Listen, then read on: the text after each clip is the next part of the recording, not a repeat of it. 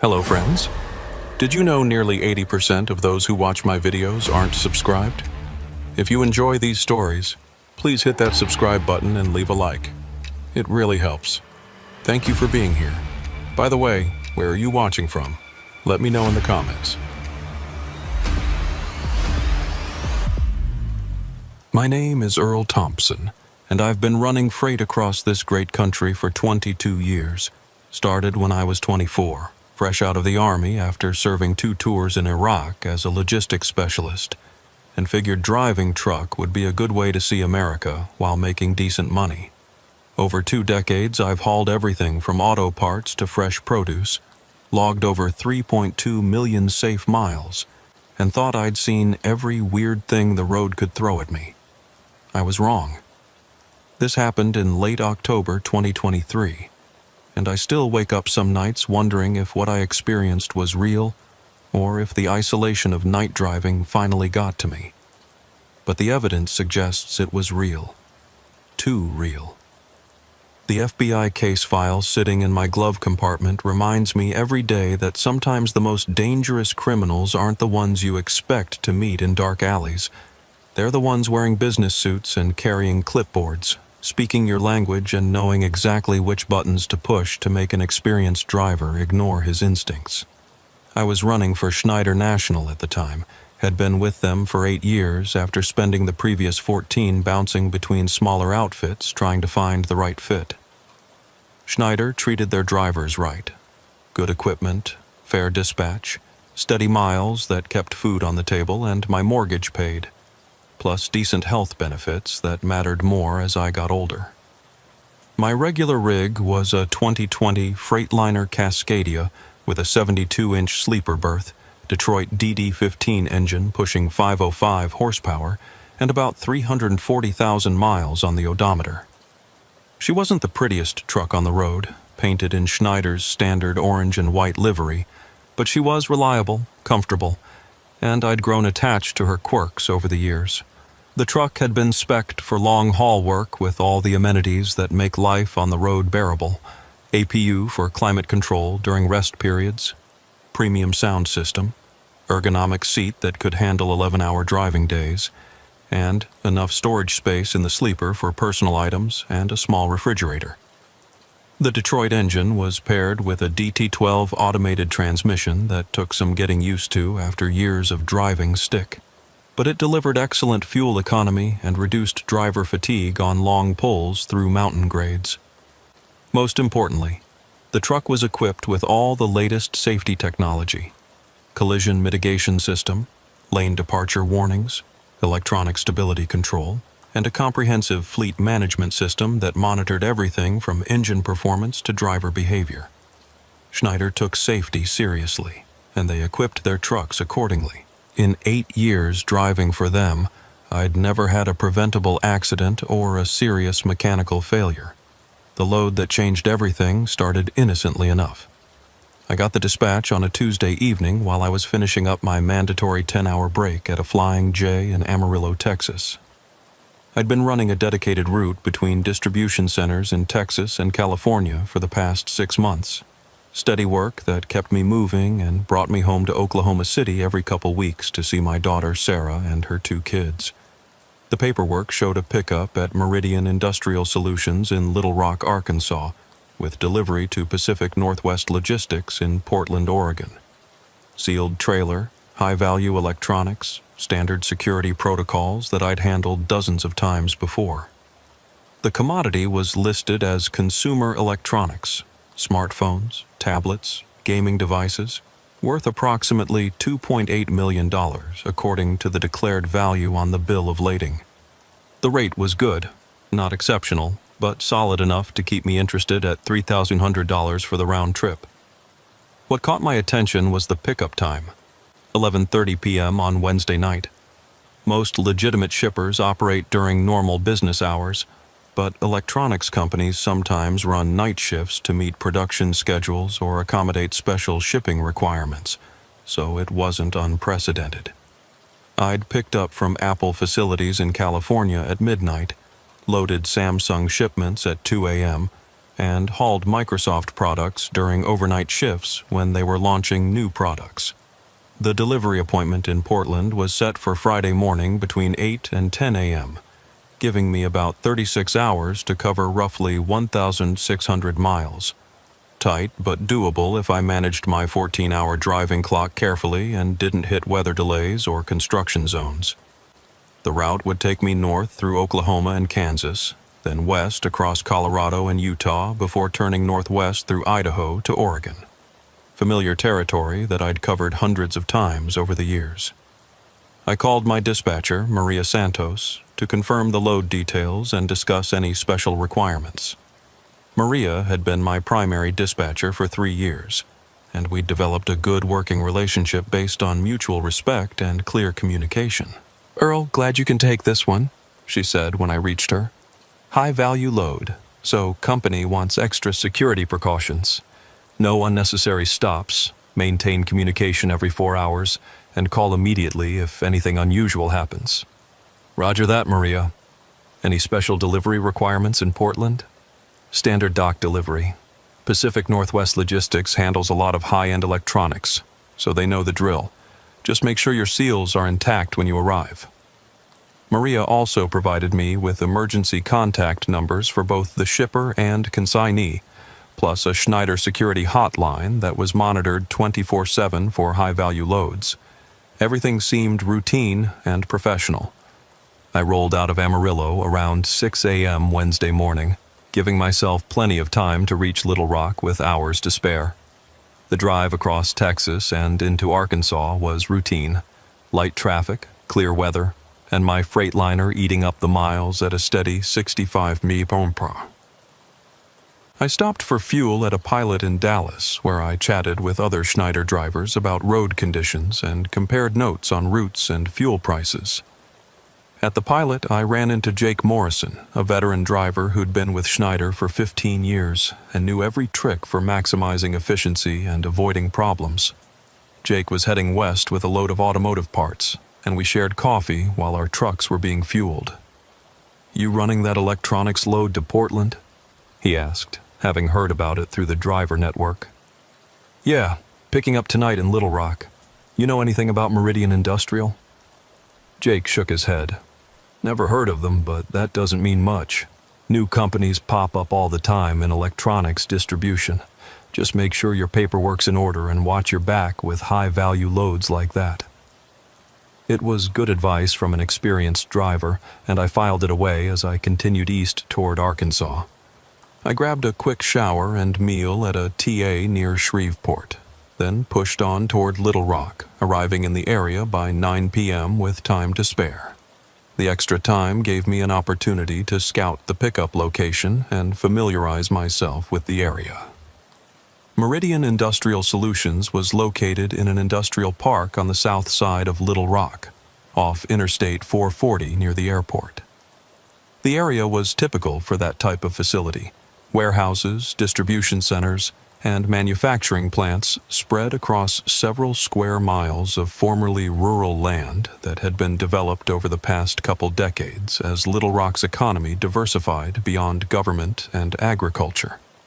I drove through the industrial park to get a feel for the layout and traffic patterns. Most of the buildings were modern, utilitarian structures designed for efficiency rather than aesthetics. The roads were well maintained, with adequate turning radius for trucks and proper signage.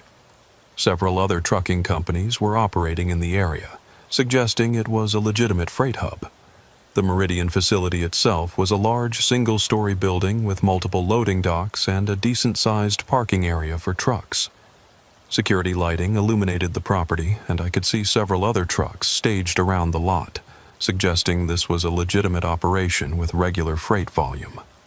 A chain-link fence with razor wire topped the perimeter, and a guard shack controlled access to the main gate. Everything looked professional and properly secured. I parked at a nearby truck stop to grab dinner and wait for my appointment time. The facility was a small independent operation called Razorback Travel Center. Clean, friendly, and popular with local drivers who knew the area. The restaurant served decent food at reasonable prices, and the staff was knowledgeable about local traffic patterns and shipping operations. While eating dinner, I struck up a conversation with a local driver named Bobby Patterson, who'd been running freight in and out of Little Rock for 12 years. Bobby knew most of the major shippers and receivers in the area, and was happy to share information with an out-of-state driver. "Meridian Industrial?" he said when I mentioned my pickup. "Can't say I know them personally, but I've seen their trucks around. Seem to run a lot of night operations. Electronics companies like to ship when there's less traffic on the roads." Bobby also warned me about construction on I-40 west of Little Rock that could delay my departure if I wasn't careful about timing. "They've got a lane restriction about 30 miles out that backs up traffic during shift changes. Try to clear the area before 6 a.m. or after 9 a.m. to avoid the worst of it." This kind of local knowledge was invaluable for maintaining schedule efficiency, and I made a note to factor the construction into my departure planning. At 11:20 p.m., I pulled up to the guard shack at Meridian Industrial Solutions, 10 minutes early, as was my habit. Punctuality was a matter of professional pride, and I'd learned over the years that arriving slightly early demonstrated reliability while avoiding the complications that came with being late. The security guard was a middle-aged black man wearing a standard uniform shirt and carrying a clipboard. He looked professional enough, though something about his demeanor seemed off. Not unfriendly exactly, but distracted, like his mind was somewhere else.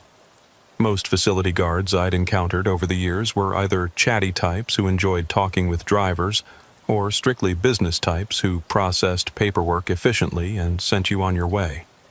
This guard fell into neither category. "Earl Thompson with Schneider," I said, handing him my driver's license and the pickup paperwork. "Got an 11:30 appointment." He examined my documents more thoroughly than usual, checking something on his clipboard multiple times and comparing information that should have been straightforward. Most guards simply verify that the driver name matches the appointment list and wave trucks through. This guard was taking extra time and seemed to be consulting additional documentation. "First time picking up here?" he asked, still studying my paperwork. "Yes, sir. Usually run the West Coast routes, but they needed someone to cover this load." He nodded slowly, made a note on his clipboard, then handed everything back without making direct eye contact. "Dock 7, he said, pointing toward the building. "Follow the arrows to the back dock area. They're expecting you." I thanked him and drove through the gate, following a series of painted arrows on the asphalt toward the rear of the building. The loading dock area was well lit and professionally laid out with 10 numbered bays. Dock 7 was near the center, with a single trailer already backed up to the adjacent dock. As I maneuvered my rig into position, I noticed that despite the late hour, there was a fair amount of activity around the facility. Forklifts were moving freight between the docks and the warehouse. Workers in safety vests were directing traffic, and supervisors with clipboards were coordinating operations. The level of activity seemed consistent with a legitimate night shift operation, though I noticed that many of the workers appeared to be temporary or contract personnel rather than full-time employees. Their movements were competent, but lacked the efficiency that comes from years of experience in the same facility. I backed up to Dock 7, set my brakes, and completed the standard arrival procedures. I checked my electronic logging device to record the arrival time, verified that my fuel levels were adequate for the trip to Portland, and performed a quick systems check to ensure my truck was ready for immediate departure once loading was complete. As I climbed down from my cab to meet the shipping personnel, I encountered my first real red flag. Instead of the clipboard-carrying dock supervisor I expected, I was met by a woman in her mid-30s wearing business attire. Dress slacks, blazer, and heels that seemed impractical for a loading dock environment. "Mr. Thompson?" she asked, extending her hand with a professional smile. "I'm Sarah Martinez, logistics coordinator. Thank you for being punctual." Her handshake was firm and confident, but something about the whole interaction felt rehearsed. Most dock supervisors are working folks who've spent years in warehouses and distribution centers. They wear steel-toed boots, safety vests, hard hats, and have calloused hands from handling freight. They speak the language of logistics, weights, dimensions, handling requirements, and delivery schedules. Sarah looked like she belonged in a corporate office, not on a loading dock at midnight. Her hands were soft, her clothing was expensive, and her manner of speaking was too polished for someone who worked in freight operations. She reminded me more of the sales representatives and account managers I'd met at industry conferences than the operational personnel who actually moved freight. "No problem," I replied, trying to assess the situation. "What are we loading tonight?" "High-end electronics," she said, consulting a tablet computer that looked more suited to executive presentations than warehouse operations. "Consumer devices destined for retail distribution on the West Coast. Total weight is approximately 42,000 pounds, well within your weight limits." She handed me a bill of lading that looked legitimate enough at first glance. Proper letterhead, sequential numbering, all the required information fields completed in what appeared to be standard format. But as I examined it more closely under my truck's dome light, I noticed some inconsistencies that bothered me. The commodity description was vague. Electronic devices rather than specific product categories like smartphones, tablets, or gaming consoles. Most electronics shippers provide detailed descriptions for customs and insurance purposes. The shipper and consignee information was complete, but didn't include the detailed contact information I usually saw on high-value loads.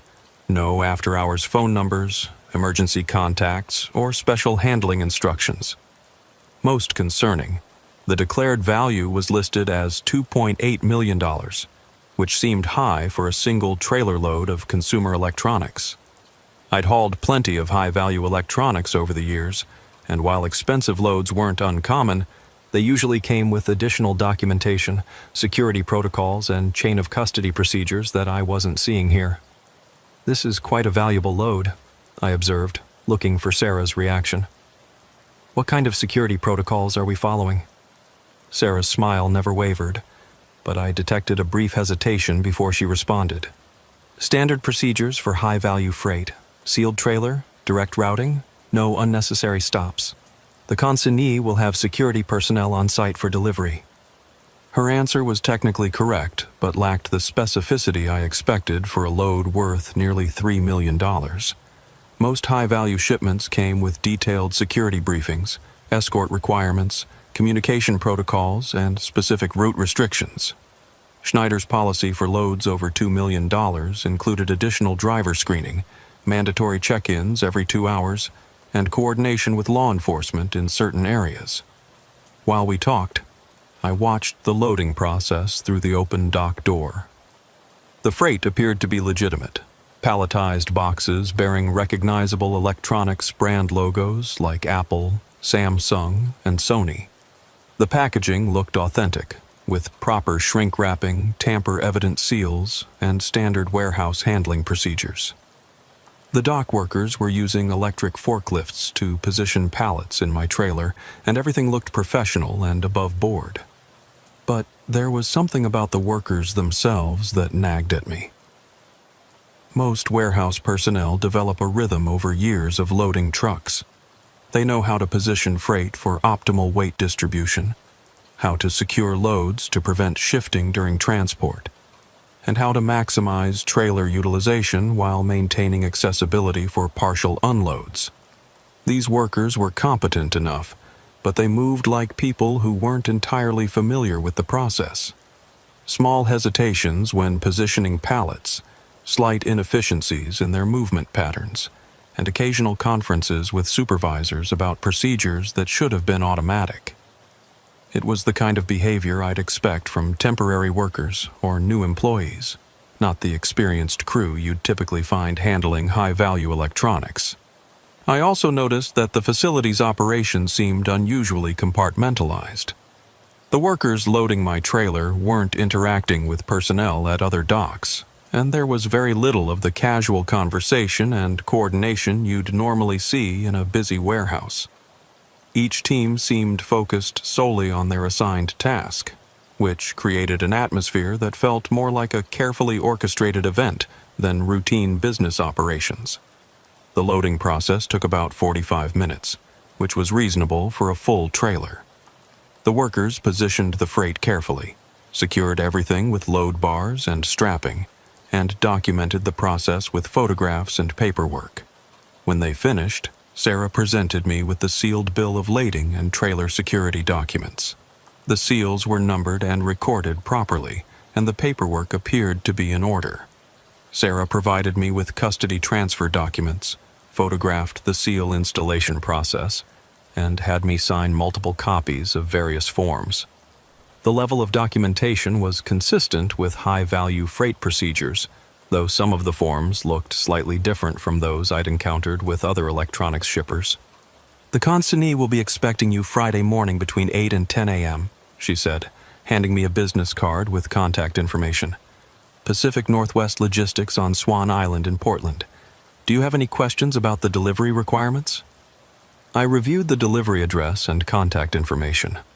Pacific Northwest Logistics was a name I recognized, a legitimate freight forwarder that handled imported electronics and other consumer goods.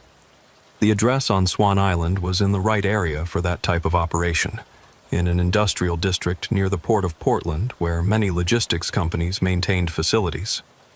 "Looks straightforward," I said. "I'll plan to arrive around 9 a.m. Friday." Sarah nodded and wished me safe travels. But as I was preparing to leave, I noticed something that gave me pause. She was walking toward the administrative office area, but instead of entering the main building, she got into a car parked in the visitor lot and drove away. In 22 years of trucking, I'd never seen a logistics coordinator leave the facility immediately after dispatching a high-value load. Most companies require management personnel to remain on site until the truck clears the property and all security protocols are complete. They need to be available to handle last-minute issues, coordinate with security personnel, and ensure that proper documentation has been transmitted to the consignee. I filed that observation away and focused on getting back on the road. My delivery schedule required me to drive through the night to stay on track, and I needed to manage my 14-hour driving clock carefully to avoid violations. Electronic logging devices don't forgive scheduling mistakes, and a violation would trigger intervention from Schneider's safety department. I completed my pre-trip inspection, verified that my load was properly secured, and checked all my truck's systems one more time. The trailer seals were intact and properly recorded. My fuel levels were adequate for the first leg of the journey, and all my gauges showed normal readings. I pulled away from Dock 7, followed the arrows back to the main gate, and nodded to the security guard as I exited the facility. He raised his hand in acknowledgement, but again avoided eye contact. By midnight, I was westbound on Interstate 40, settling into the rhythm of night driving that had become second nature over 2 decades on the road. The highway was relatively quiet. Scattered cars, a few other trucks, and the occasional emergency vehicle. My Freightliner was running smoothly. The load was tracking properly with no unusual vibrations or handling issues, and all my gauges showed normal readings. Under ordinary circumstances, this would have been the kind of peaceful night drive that reminded me why I loved trucking. The freedom of the open road, the satisfaction of moving valuable freight safely and efficiently, and the quiet contemplation that comes with hours of uninterrupted driving through sleeping towns and empty countryside. But something felt wrong from the moment I left Little Rock. Nothing I could put my finger on initially, just a nagging sense that the pickup hadn't been as routine as it appeared. The more I thought about it, the more the small inconsistencies bothered me. Sarah's inappropriate attire for a loading dock environment, the workers who seemed unfamiliar with standard procedures, the logistics coordinator leaving immediately after dispatch. Individually, these details might be explained by circumstances I wasn't aware of, a new manager trying to make an impression, temporary workers covering for vacations, or personnel schedules I didn't understand. But collectively, they suggested something wasn't quite right. Around 1 a.m., while passing through Russellville, Arkansas, I decided to do some research. I pulled into a well-lit truck stop called the Ozark Travel Plaza, parked near the main building where there was good visibility and foot traffic, and used my smartphone to look up Meridian Industrial Solutions. Their website appeared professional enough at first glance, with standard corporate messaging about logistics services, customer satisfaction, and reliable freight solutions. The design was modern and functional, with photographs of warehouse operations and testimonials from satisfied customers. But when I tried to find independent verification of their legitimacy, I came up empty. No Better Business Bureau listings, no industry trade publication mentions, no employee reviews on job sites like Glassdoor or Indeed. For a company operating a facility large enough to handle multiple truckloads per night, the lack of online presence was unusual. Most legitimate logistics companies had years of accumulated web presence, news articles about expansions, industry association memberships, and the digital footprints that came from participating in commerce. I also tried calling the delivery contact number listed on my bill of lading. It was after 1 a.m., so I didn't expect anyone to answer, but I wanted to hear the voicemail message to verify it was legitimate. Instead of a professional greeting identifying Pacific Northwest Logistics, I got a generic voicemail recording with no company identification. That was definitely not normal for a business expecting a $2.8 million freight delivery. Legitimate logistics companies maintained 24-hour contact capabilities for their high-value shipments, with emergency numbers that connected to duty managers, security personnel, or answering services that could handle urgent issues. My unease was growing, but I was also aware that jumping to conclusions could be dangerous. Companies changed their procedures. Personnel worked unusual schedules, and legitimate explanations often existed for things that seemed suspicious at first glance. I'd learned over the years that paranoia could be just as harmful as negligence when it came to freight operations. I decided to continue with the delivery while remaining alert for additional red flags. I grabbed a coffee and a sandwich from the truck stop, used the facilities, and checked my load securement one more time. The trailer seals were intact. The freight hadn't shifted during the first hour of driving, and my weight distribution felt normal. Whatever was in those boxes, it was properly loaded and secured. I also used the stop to call my dispatcher and report my progress. Maria Santos answered on the second ring, despite the late hour. "Earl, how did the pickup go?" "Smooth enough," I replied, not wanting to voice my concerns without more concrete evidence. "Load secure, and I'm making good time. Should be in Portland right on schedule Friday morning." "Good to hear. Remember to check in every 4 hours and call immediately if anything unusual happens." "Roger that, Maria. Any updates on road conditions ahead?" She provided me with current information about weather, construction, and traffic conditions for my route. Everything looked clear for the next several hours, with only minor delays expected around Denver due to ongoing highway improvements. I climbed back into my cab and resumed my westward journey, but I couldn't shake the feeling that something wasn't right. As I rolled through the Arkansas countryside, I found myself constantly checking my mirrors, monitoring my CB radio for unusual chatter, and paying closer attention to other vehicles on the highway than normal. The drive across Arkansas and into Oklahoma was uneventful. Light traffic, clear weather, and no mechanical issues. I made good time and reached Oklahoma City around 5 a.m., where I stopped for fuel and my mandatory 30-minute break. The sun was coming up, and the morning rush hour was beginning to build. Normal sights and sounds that helped ease some of my anxiety about the load. The fuel stop was a busy TA travel center that I'd used many times over the years. The facility was modern and well-maintained, with good security and plenty of activity even during early morning hours.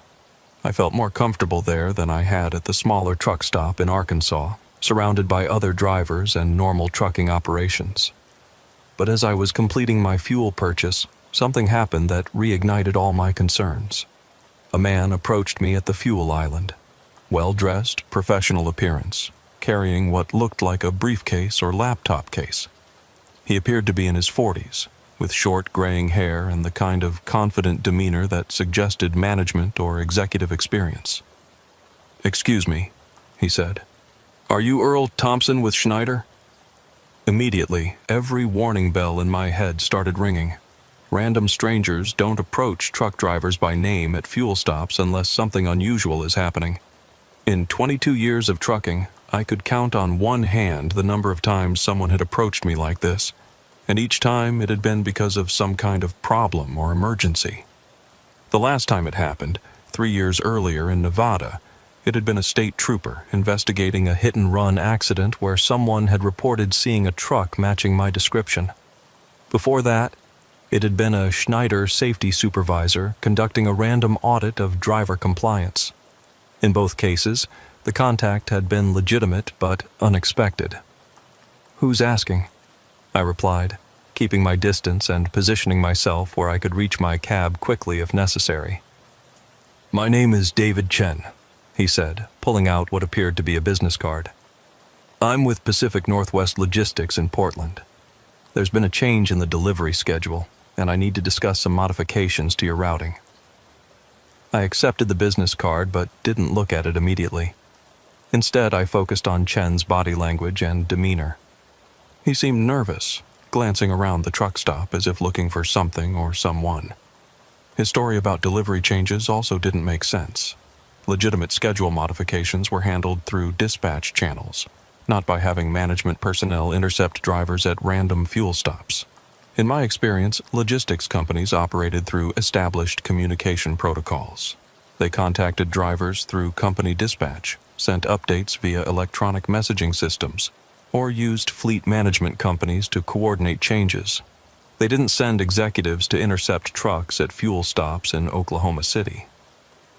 "Any schedule changes need to go through my dispatcher," I said. "Company policy." Chen's expression shifted slightly, becoming more urgent. "I understand the normal procedures, but this is a time-sensitive situation. We've had some security concerns about the original delivery location, and we need to redirect the load to an alternate facility." Now I was certain something was wrong. Security concerns about delivery locations weren't handled by intercepting drivers on the highway. They were managed through proper channels with documentation, authorization codes, verification procedures, and coordination with company security departments. Chen was either lying about his identity or involved in something that had nothing to do with legitimate freight delivery. "I'm going to need to verify this with my dispatch," I said, pulling out my phone. "What's your employee ID number and the authorization code for the routing change?" Chen hesitated for just a moment too long before responding. In legitimate business situations, employees can immediately provide their identification and authorization codes. The hesitation suggested he was either making up information or wasn't who he claimed to be. "Look, Mr. Thompson, I don't think you understand the urgency of the situation. We have reason to believe that your current load may be targeted for theft. For your own safety, you need to follow me to the alternate delivery location." That was the moment I knew for certain that Chen wasn't who he claimed to be. Legitimate logistics companies don't send employees to intercept trucks at fuel stops with vague warnings about theft. They work through proper law enforcement and industry security channels. They contact company dispatch, file reports with appropriate authorities, and coordinate protective measures through established protocols. Chen's approach was consistent with someone trying to steal my load or redirect it for reasons that had nothing to do with the safety of the freight or my personal security. His urgent manner, his inability to provide proper credentials, and his insistence on immediate action were all red flags that experienced drivers learn to recognize. "I'm not going anywhere with you," I said firmly, beginning to back toward my truck. "If there are legitimate security concerns, you can have my dispatcher contact me through official channels." Chen's friendly demeanor disappeared entirely. "Mr. Thompson, I'm trying to help you here. If you continue with the original delivery, you could be putting yourself in serious danger." I was already walking back toward my cab, keeping Chen in my peripheral vision while preparing to defend myself if necessary. "Then you can explain the danger to the police," I said, climbing into my truck and immediately locking the doors. Chen stood beside my fuel island for several seconds, apparently deciding on his next move. I started my engine and prepared to leave, but he was blocking my exit path. Finally, he stepped aside, but not before making a gesture toward someone I couldn't see in the direction of the truck stop building. As I pulled away from the fuel island, I noticed a dark sedan that had been parked near the truck stop restaurant suddenly started up and began following me toward the highway entrance.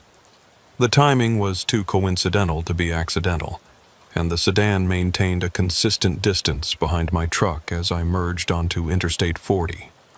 I grabbed my CB radio and switched to Channel 19. Breaker 19, this is Schneider driver westbound on I-40 at the Flying J in Oklahoma City. Got a possible situation developing here. Anyone else monitoring this channel? The response was immediate. Go ahead, Schneider driver. This is Roadmaster in the blue Peterbilt. What's your situation? Just had someone approach me claiming to be from my consignee, wanting to redirect my load. Now I've got a car following me.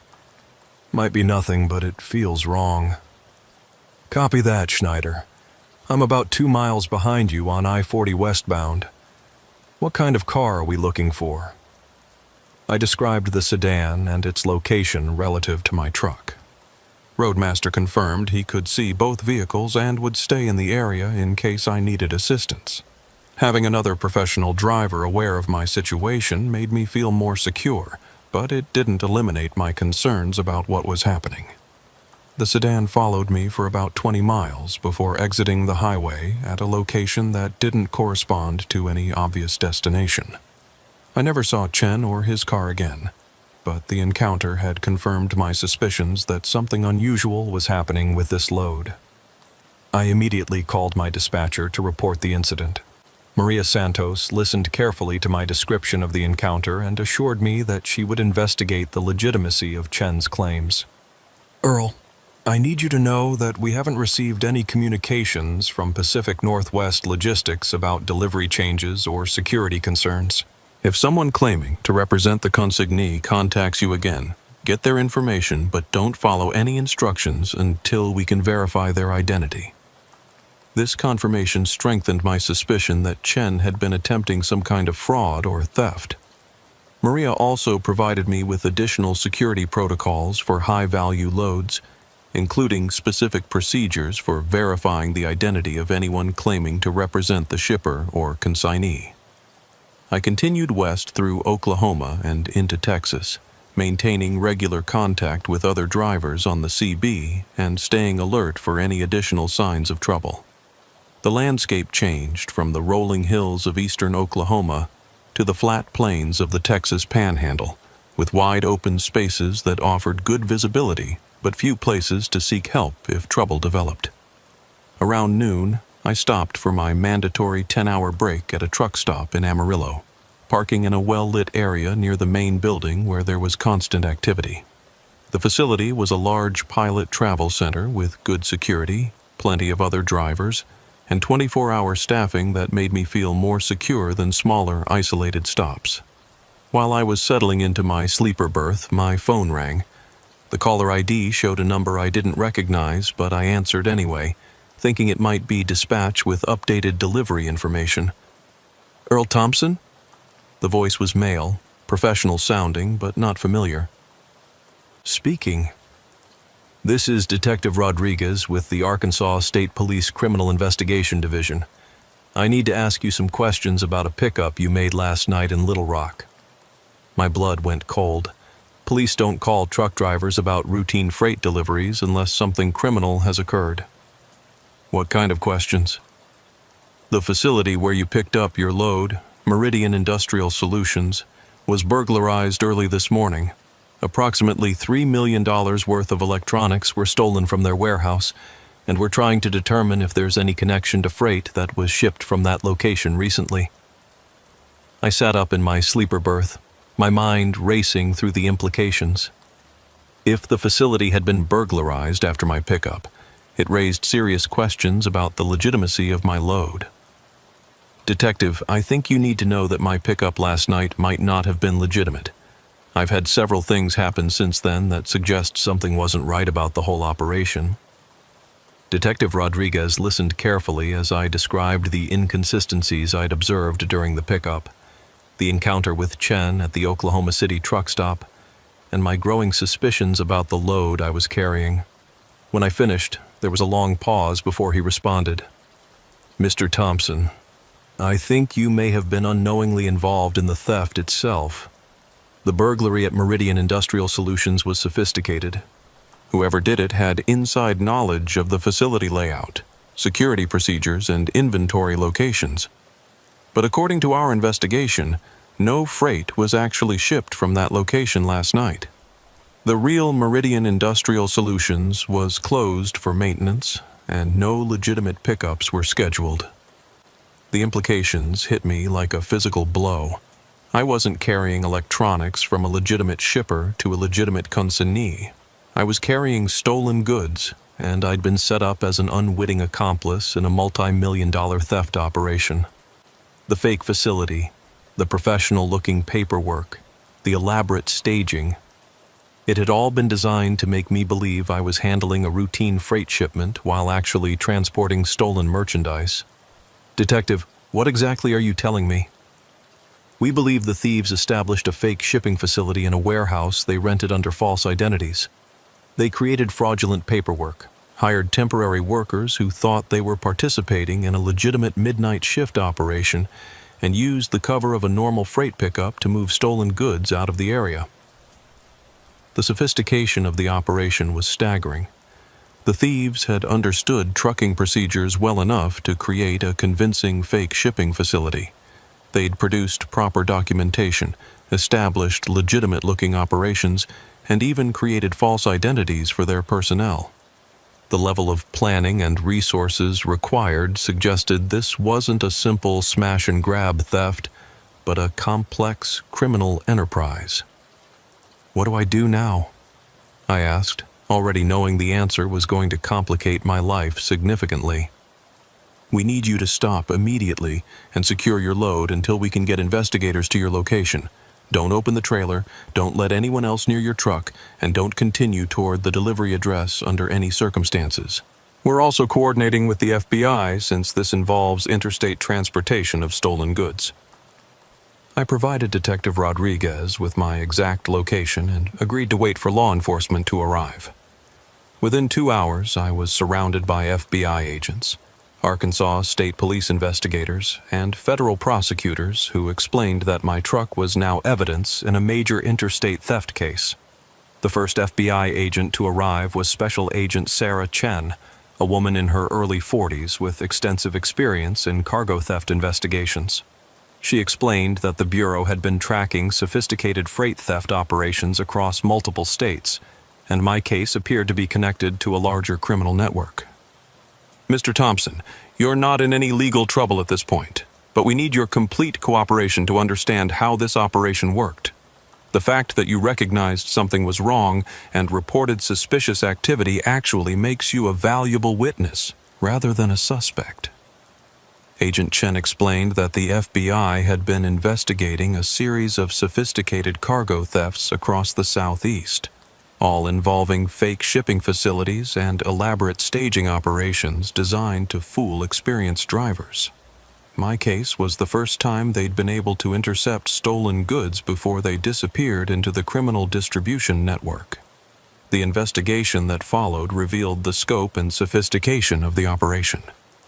The thieves had established their fake shipping facility in a warehouse they'd rented under false identities, using forged corporate documents and stolen credit information to create the appearance of a legitimate business. They'd invested tens of thousands of dollars in equipment, signage, and personnel to make the operation convincing enough to fool experienced drivers. The stolen electronics in my trailer were worth approximately $2.8 million, exactly the amount listed on my bill of lading. The thieves had been sophisticated enough to use accurate values in their documentation, probably to avoid suspicion if anyone questioned the declared worth of the shipment. They'd also used genuine shipping forms and procedures that they'd somehow obtained from legitimate logistics companies. Agent Chen showed me photographs of the real Meridian Industrial Solutions facility, which was located on the opposite side of Little Rock from where I'd made my pickup. The legitimate company had been closed for scheduled maintenance the night of my pickup, and their security cameras had recorded the break-in that occurred while I was loading what I thought was legitimate freight. The thieves had inside knowledge of the real company's operations, Agent Chen explained. They knew about the maintenance closure, they had access to the facility layout and inventory locations, and they understood enough about the electronics industry to target specific high-value items. The fake Sarah Martinez who'd handled my pickup was identified as Rebecca Walsh, a former logistics company employee who'd been fired for embezzlement 2 years earlier. She'd used her industry knowledge to create convincing shipping procedures and had recruited temporary workers through employment agencies, telling them they were participating in a special overnight operation for a new client. David Chen, the man who'd approached me in Oklahoma City, was identified as Marcus Chen, no relation despite the shared last name, one of the ringleaders who'd been following my truck to monitor law enforcement activity and ensure the load reached its intended destination. The plan had been to intercept my truck before I reached the legitimate Pacific Northwest logistics facility in Portland, claiming to be authorized representatives who would handle the final delivery. Once they had possession of the trailer, they would disappear with the stolen goods, leaving you to explain to the real consignee why their freight never arrived, Agent Chen said. If you hadn't noticed the inconsistencies and reported your suspicions, you could have been left holding the bag for a multi-million-dollar theft. The most chilling aspect of the operation was how close I'd come to being framed as a willing participant. The fake paperwork was sophisticated enough to make it appear that I'd knowingly participated in the scheme, and proving my innocence would have been difficult and expensive.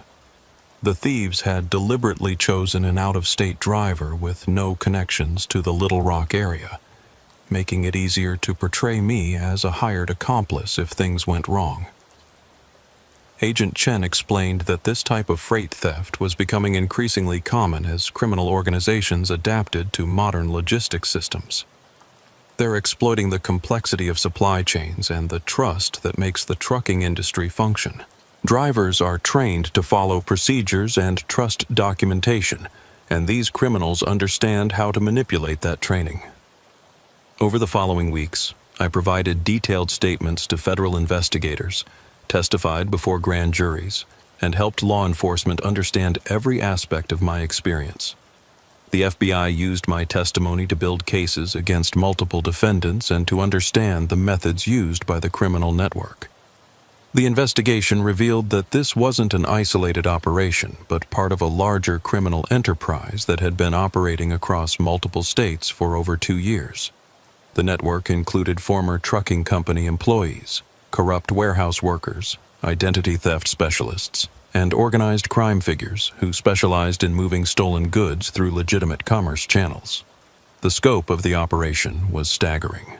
Federal investigators eventually linked the network to more than $50 million in stolen freight, including electronics, pharmaceuticals, automotive parts, and consumer goods.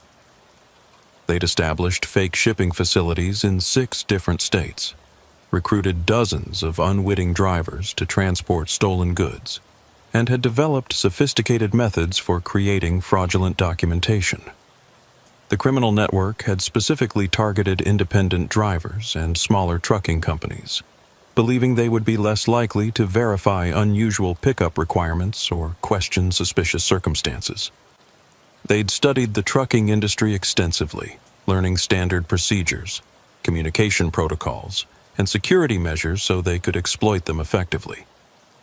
But what made the operation particularly insidious was their willingness to sacrifice innocent drivers to protect their criminal enterprise. Several drivers had been arrested and charged as accomplices before investigators realized they'd been deceived. Others had their careers destroyed by suspicion and investigation, even when no charges were filed.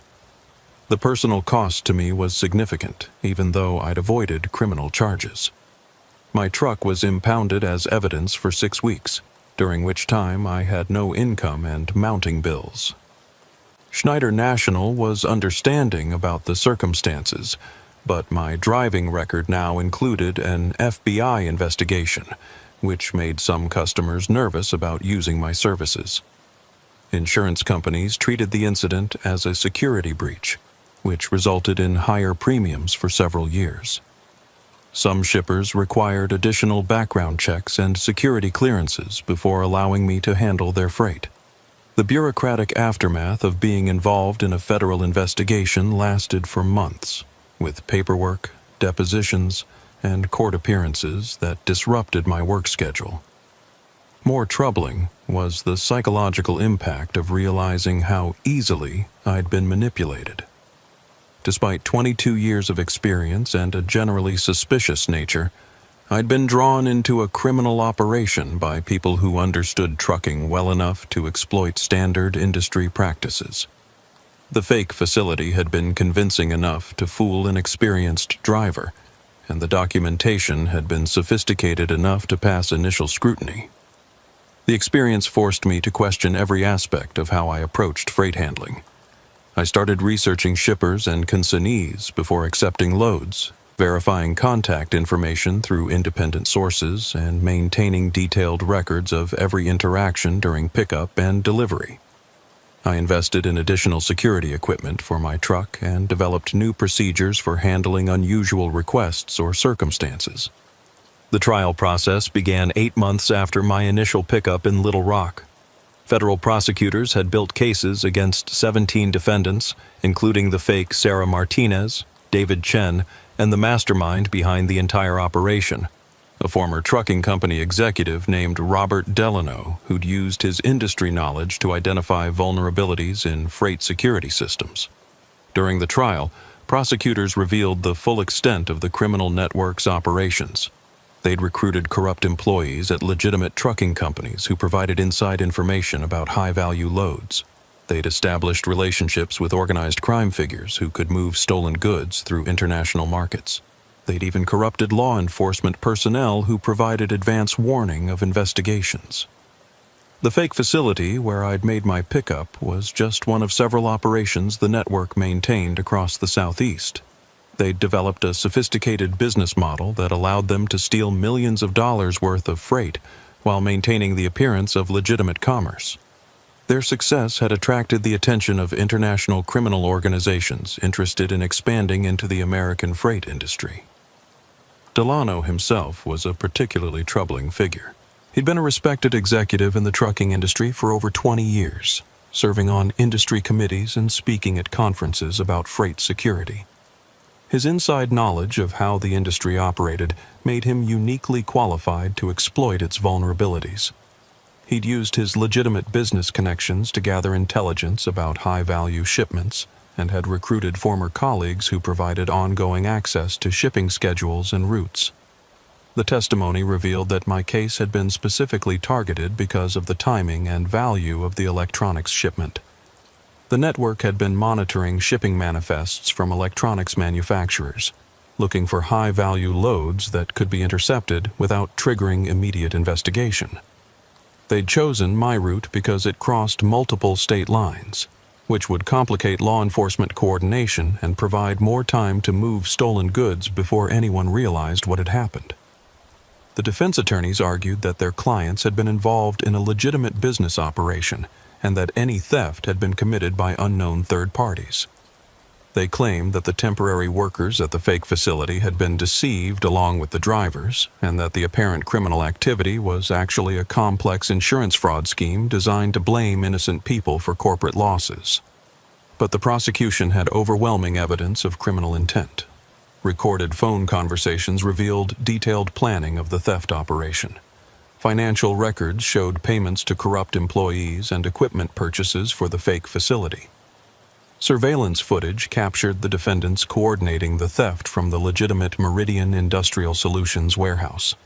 Most damaging was evidence that the network had been planning to frame drivers like me if their operations were discovered. They'd developed contingency plans that would make unwitting drivers appear to be willing accomplices, including false documentation that suggested drivers had been paid for their participation in the scheme. The trial lasted 6 weeks, with testimony from dozens of witnesses, including drivers, law enforcement officers, industry experts, and members of the criminal network who'd agreed to cooperate with prosecutors. I testified for 2 days about my experience, describing every detail of the pickup process and the subsequent investigation. The jury deliberated for 3 days before returning guilty verdicts on all major charges. Delano received 25 years in federal prison for conspiracy, interstate theft, and racketeering. The fake Sarah Martinez got 15 years. David Chen received 12 years. Other defendants received sentences ranging from 5 to 18 years, depending on their level of involvement. But the convictions didn't undo the damage to my career and reputation. Even with the criminal network exposed and convicted, some customers remained nervous about working with drivers who'd been involved in major theft cases. My insurance premiums remained elevated for years, and I had to undergo additional background checks and security clearances for certain types of freight. The experience also changed how I approached every aspect of trucking. I became much more selective about the loads I accepted, focusing on shippers and consignees I could verify through multiple sources. I developed new procedures for documenting pickup and delivery processes, including photographs and detailed notes about personnel and facilities. Most importantly, I learned that criminals were constantly adapting their methods to exploit new vulnerabilities in the freight industry. The same technology and procedures that made modern logistics efficient also created opportunities for sophisticated criminal enterprises. Electronic documentation, streamlined pickup procedures, and reduced human verification made it easier for criminals to insert fraudulent shipments into legitimate freight networks. The FBI used my case to develop new training materials for drivers and dispatchers, highlighting the warning signs of fraudulent shipping operations. Several industry associations incorporated elements of my experience into their security awareness programs. My story became a cautionary tale about the evolving nature of freight crime and the importance of maintaining vigilance even in apparently routine situations. Agent Chen stayed in contact with me for over a year after the trial, providing updates on related investigations and seeking advice about other suspicious cases. She told me that the network we'd exposed had been connected to international criminal organizations and that the investigation had led to additional arrests in Europe and Asia. Your willingness to trust your instincts and report suspicious activity probably prevented dozens of other drivers from being victimized, she said during one of our conversations. Most people in your situation would have rationalized the inconsistencies and completed the delivery, which would have made them unwitting accomplices in ongoing criminal operations. But the knowledge that I'd helped expose a major criminal network didn't eliminate the personal cost of the experience. 3 years later, I still think about that night in Little Rock every time I encounter unusual pickup requirements or unfamiliar shipping procedures. Every professional-looking person with a clipboard becomes a potential threat until proven otherwise. The road has taught me many lessons over more than 2 decades of driving, but the most expensive education came from a fake shipping facility that looked legitimate enough to fool an experienced driver. That education cost me weeks of lost income, years of elevated insurance premiums, and countless sleepless nights wondering what would have happened if I'd been less suspicious or more trusting. The case files from the investigation sit in my glove compartment, a reminder that the most dangerous criminals aren't always the ones you expect to meet in dark alleys. Sometimes they're wearing business suits and carrying clipboards, speaking your language and knowing exactly which procedures to follow to gain your trust. I still drive for Schneider National, still run long-haul routes across the country, and still love the freedom and independence that drew me to trucking in the first place. But I'm more careful now about who I trust and what I accept at face value. The industry has changed since that October night in 2023, with new security procedures and verification requirements designed to prevent the kind of fraud I experienced. Yet I know that criminals are adapting too, developing new methods to exploit whatever vulnerabilities exist in freight transportation systems. Somewhere out there, other drivers are pulling up to other fake facilities, accepting other fraudulent bills of lading, and trusting other professional-looking criminals who understand exactly how to exploit the systems we depend on to make our living. The only question is whether they'll be suspicious enough, observant enough, and lucky enough to recognize the danger before it's too late. In my case, a combination of experience, intuition, and considerable luck kept me from becoming another casualty in the ongoing evolution of freight crime. But I know that luck doesn't last forever, and the criminals are getting smarter every year, studying our industry, learning our procedures, and developing new ways to turn honest drivers into unwitting accomplices in increasingly sophisticated criminal enterprises. The road ahead remains uncertain, full of legitimate opportunities and hidden dangers that look remarkably similar until you know what signs to watch for. The difference between a routine pickup and a criminal trap might be nothing more than a logistics coordinator wearing the wrong shoes for a loading dock, or workers who move like they're not quite familiar with procedures they should know by heart. Sometimes the most valuable freight you haul isn't in your trailer. It's the hard-earned knowledge of when to trust your instincts and when to ask the difficult questions that might save your career and your freedom. That knowledge came at a steep price, but it's proven invaluable in the years since that midnight encounter with criminals who understood trucking well enough to exploit it. The Meridian Industrial Solutions case became a landmark investigation that changed how law enforcement and industry officials think about freight security. But for me, it will always be a reminder that in trucking, nothing is ever as simple as it appears, and the most professional-looking operation might be the most dangerous one you'll ever encounter. 3 years later, when new drivers ask me for advice about staying safe on the road, I tell them about that night in Little Rock. I explain how easy it is to be fooled by criminals who do their homework, and how important it is to trust your instincts when something doesn't feel right. Because sometimes the difference between a successful career and federal prison is nothing more than being willing to ask uncomfortable questions and insist on proper verification, even when everything looks legitimate and everyone seems professional. The road teaches many lessons to those willing to learn them. Mine came at a fake loading dock in Arkansas, from criminals who understood my industry well enough to exploit it. It was an expensive education, but one that probably saved me from much worse consequences in the years that followed. And every time I see those case files in my glove compartment, I'm reminded that in trucking, the most dangerous mile might be the one that leads to a loading dock where nothing is quite what it seems. Name's Frank Kowalski, and I've been pushing a big rig down America's highways for 27 years come this December.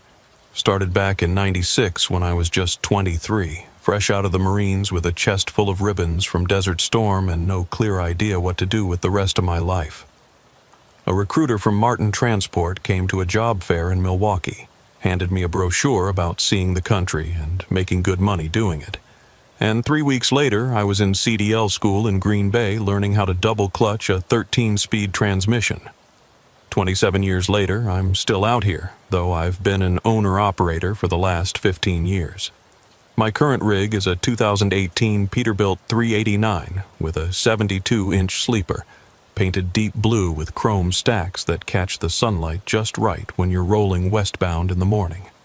She's got a Caterpillar C15 under the hood pushing 550 horsepower, paired with an 18-speed transmission that sings like a symphony when you know how to work the gears. Not the newest truck on the road, but she's paid for, and she's mine. I bought her from a driver named Tommy Hendricks, who was retiring after 43 years behind the wheel. Tommy had spec'd her out exactly right. Comfortable driver's seat with air ride suspension, premium sound system, auxiliary power unit for climate control during rest periods, and enough chrome to make her shine like a jewel at truck shows. The interior was all business but comfortable, with a well-designed sleeper that included a small refrigerator, microwave, and enough storage for personal items and several weeks' worth of clothes. The truck came with a spotless maintenance record, and all the upgrades that matter for long-haul work. Low rolling resistance tires for fuel economy, advanced GPS system with truck-specific routing, electronic logging device that interfaced seamlessly with my dispatch software, and a CB radio setup that could reach halfway across the country on a clear night. Tommy had treated her like family, and she showed it in every detail. When I first climbed into her cab 3 years ago, I knew I'd found my permanent ride. The seat adjusted perfectly to my 6'2" frame. The controls fell naturally under my hands, and the engine responded to throttle input like she was reading my mind. After driving company trucks for most of my career, owning this Peterbilt felt like the culmination of everything I'd worked toward since leaving the military. The military experience had prepared me well for trucking, though I didn't realize it at the time. In the Army, I'd been a logistics specialist, coordinating supply convoys between forward operating bases in Saudi Arabia and Kuwait during Desert Storm. The discipline, attention to detail, and ability to handle stress that the military had drilled into me translated perfectly to long-haul trucking. I understood the importance of maintaining equipment, following procedures, and staying alert during long hours of monotonous operation. After my discharge in 1995, I'd bounced around several different jobs, trying to find something that felt right. Construction work was too seasonal, factory jobs were mind-numbing, and office work made me feel trapped. When the Martin recruiter explained that trucking would let me see the country while earning good money, it sounded like the perfect solution for a restless ex-soldier who wasn't ready to settle down. My first years with Martin had been a revelation. The freedom of the open road, the satisfaction of moving important freight safely and efficiently, and the camaraderie among professional drivers created a sense of purpose I hadn't felt since leaving the military. I learned the geography of America from the driver's seat, memorizing routes and landmarks from coast to coast, developing the kind of road knowledge that only comes from thousands of hours behind the wheel. I'd run every type of freight imaginable over the years. Refrigerated food products that required precise temperature control, hazardous materials that demanded special handling and routing, oversized loads that challenged every aspect of driving skill, and high-value electronics that came with armed escorts and satellite tracking. Each type of freight taught me something new about the trucking industry and the vital role drivers played in keeping America's economy moving. But my favorite loads were always the long hauls across the heartland, grain from Kansas wheat fields to processing plants in Texas, manufactured goods from Midwest factories to distribution centers on the coasts, and raw materials that formed the backbone of American industry. These runs took me through small towns and rural areas where trucking was still respected as an honorable profession, where people understood that everything in their stores had arrived on a truck driven by someone like me. What I'm about to tell you happened in February 2024 during what should have been a routine run from Chicago to Phoenix. I'd been hauling a load of agricultural equipment, plows, cultivators, irrigation components, and specialty farming tools destined for farms and equipment dealers throughout the Southwest. The freight was properly secured and well-balanced, with a total weight of 47,000 pounds that put me comfortably under the 80,000-pound gross vehicle weight limit. The shipper had been Johnson Agricultural Equipment, a family-owned business on the south side of Chicago that I'd worked with many times over the years.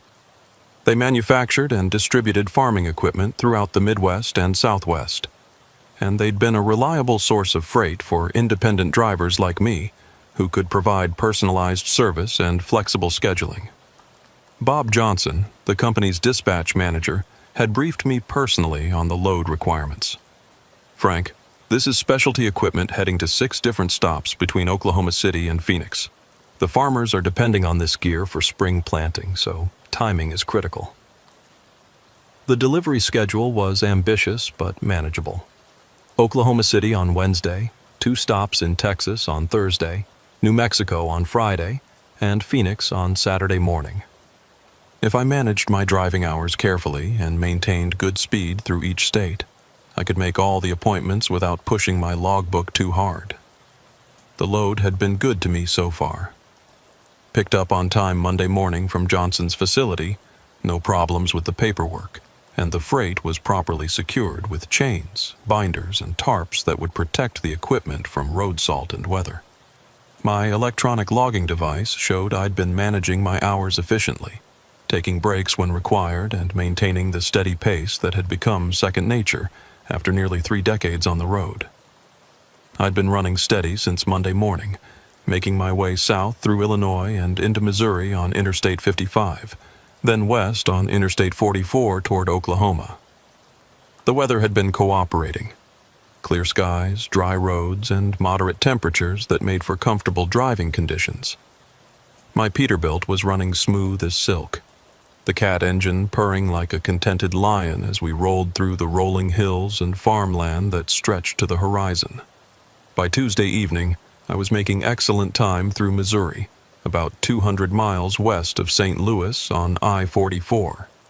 The landscape was classic Midwest farmland, endless fields of corn stubble and wheat shoots, scattered farmhouses with warm lights in the windows, and small towns built around grain elevators and railroad crossings.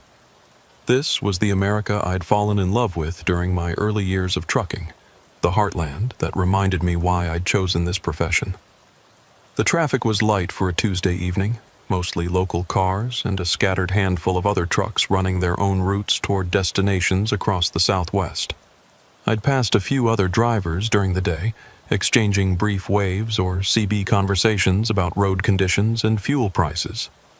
The trucking community remained strong despite all the changes the industry had undergone, and there was still satisfaction in being part of that community.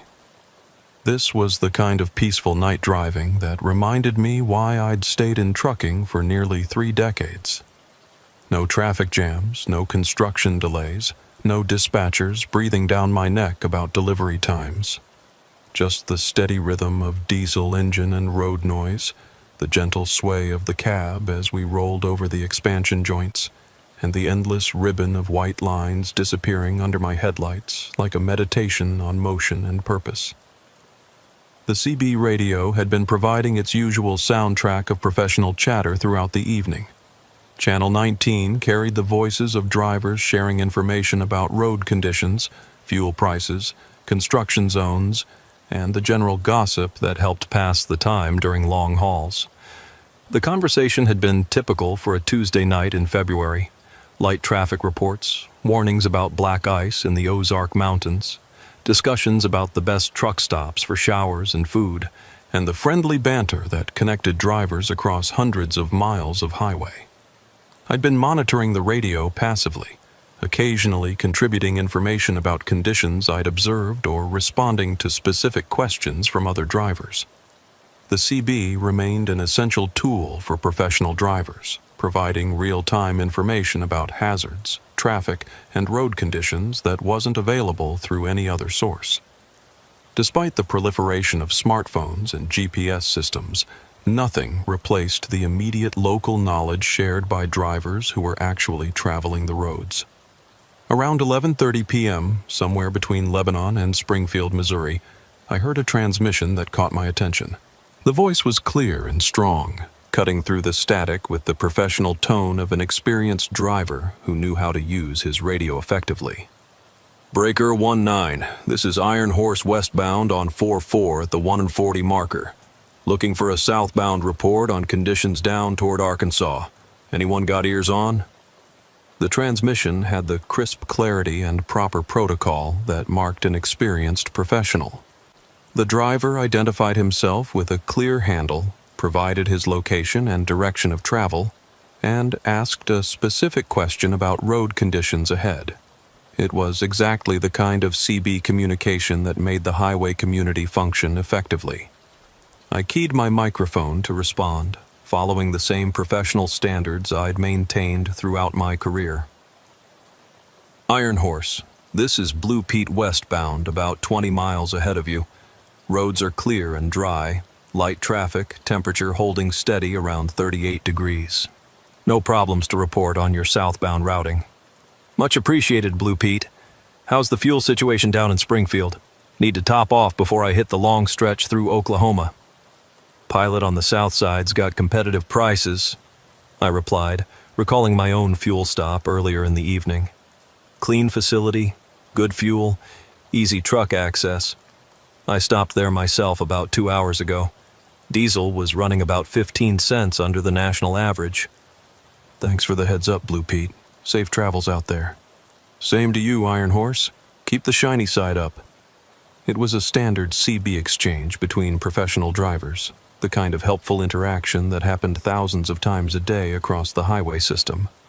Nothing unusual about the conversation except that the voice had a quality that seemed somehow familiar, though I couldn't place where I might have heard it before.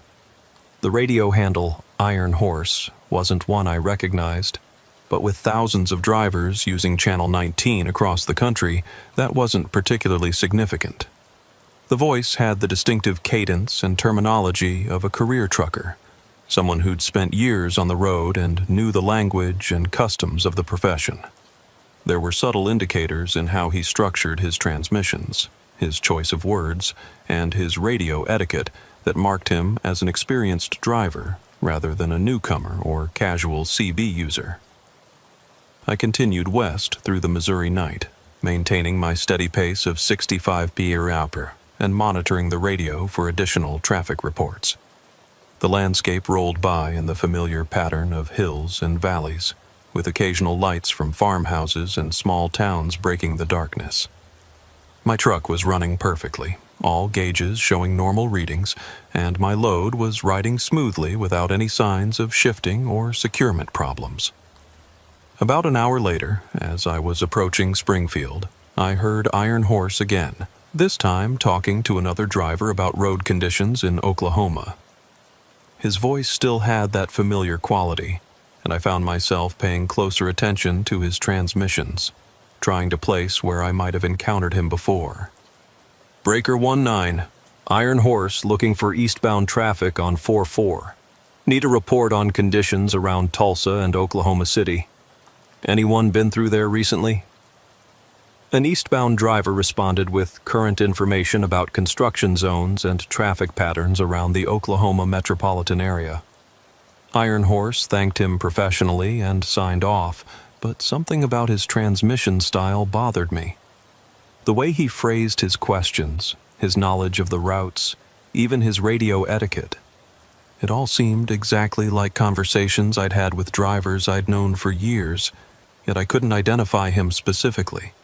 The familiarity was nagging at me, like trying to remember a name that was right on the tip of my tongue. Iron Horse's voice had the distinctive characteristics of someone I'd talked with before, but I couldn't recall the circumstances or time frame of our previous contact. I decided to try to establish more direct contact and see if Iron Horse was someone I'd worked with or met during my years on the road. The trucking community was large but surprisingly interconnected, especially among drivers who'd been running the same routes for decades. It wasn't uncommon to encounter the same drivers repeatedly over the years, developing professional relationships and friendships based on shared routes and mutual respect. Iron Horse, this is Blue Pete. That voice sounds familiar to me. Have we talked before? I've been running these routes for about 15 years as an owner-operator, plus another 12 years driving company trucks. The response came back immediately, with the same professional tone and slight familiarity that had caught my attention. Blue Pete. Could very well be. I've been out here a long time myself, running a lot of freight between the Midwest and Southwest. You sound familiar to me too? What kind of rig you pushing these days? 2018 Pete 389, blue paint with chrome stacks, Cat C15 under the hood. Bought her from a retiring driver about 3 years ago. How about you? Kenworth 900, red and black paint scheme, Cummins ISX power. Been running her for about 8 years now. Nice truck, but not as pretty as those Pete's.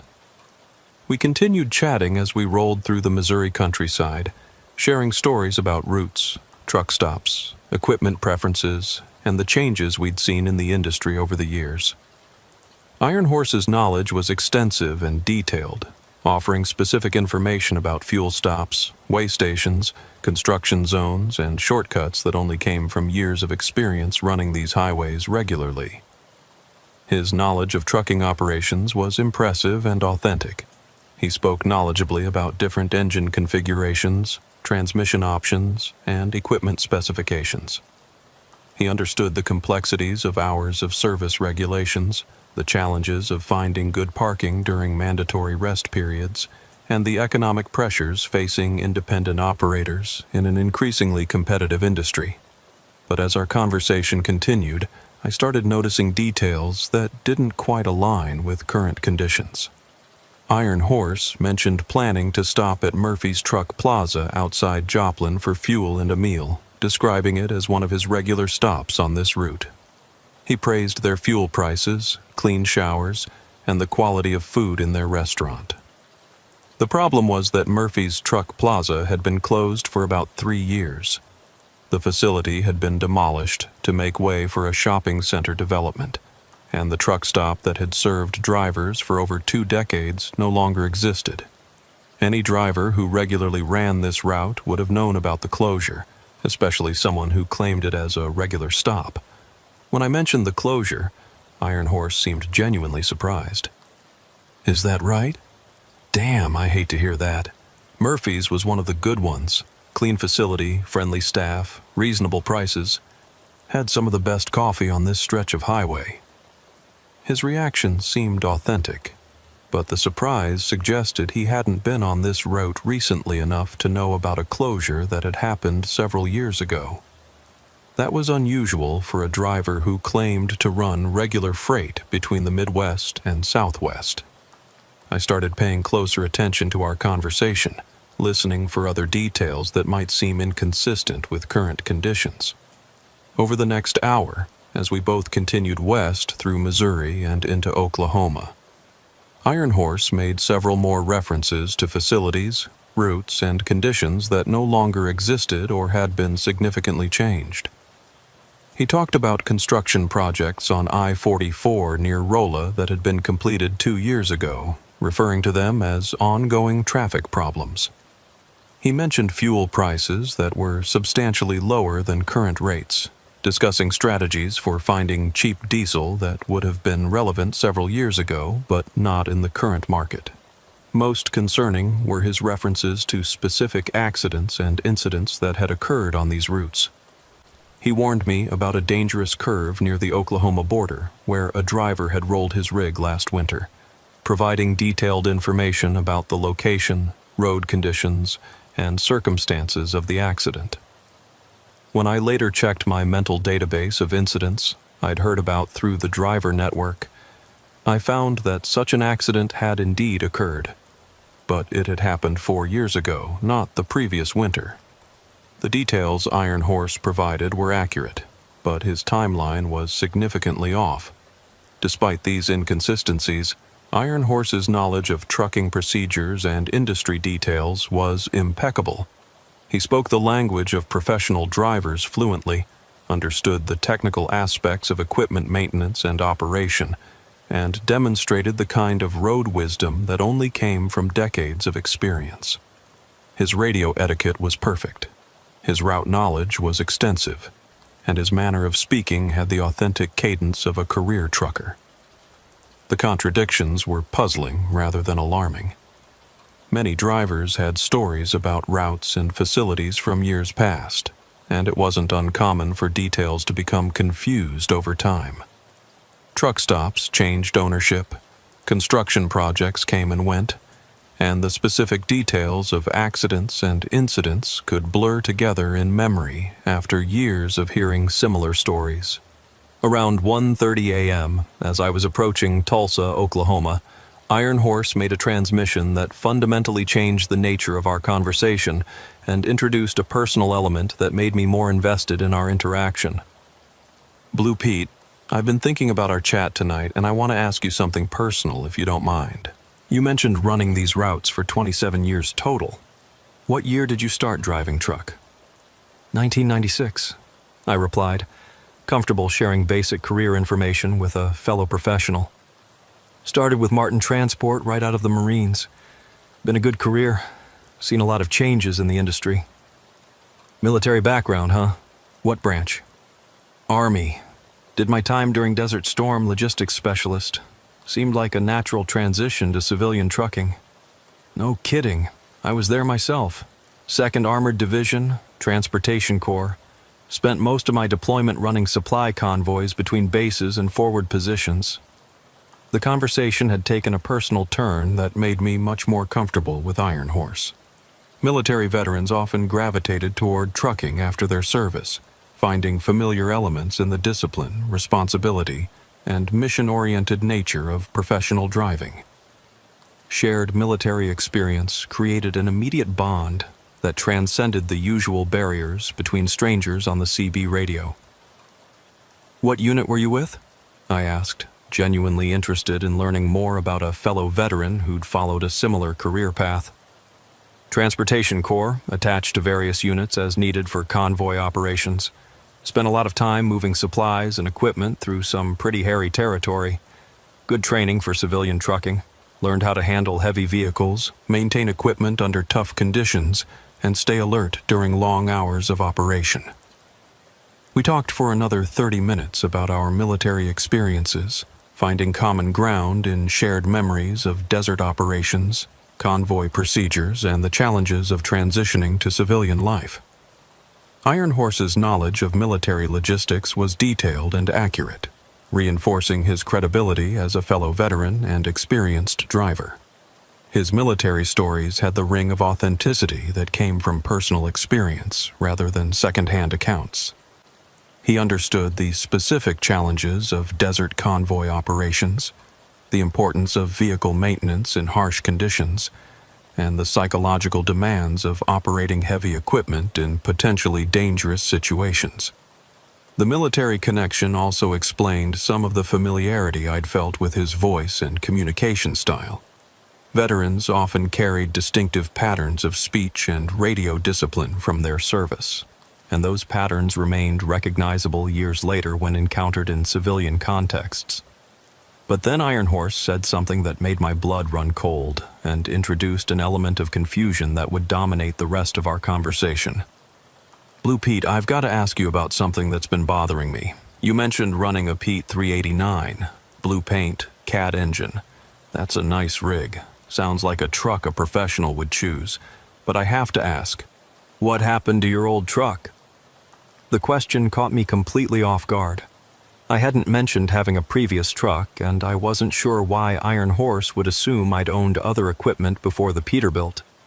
Most drivers were proud of their rigs and would naturally mention their history if they'd owned multiple trucks. "I've only owned this one truck," I said, genuinely confused by his assumption. Before I went owner-operator, I drove company equipment for Martin Transport and a couple other carriers. This Pete is my first and only personal truck. There was a long pause before Iron Horse responded, and when he did, his voice had taken on a puzzled quality that suggested he was processing information that didn't match his expectations. "That's strange, Frank.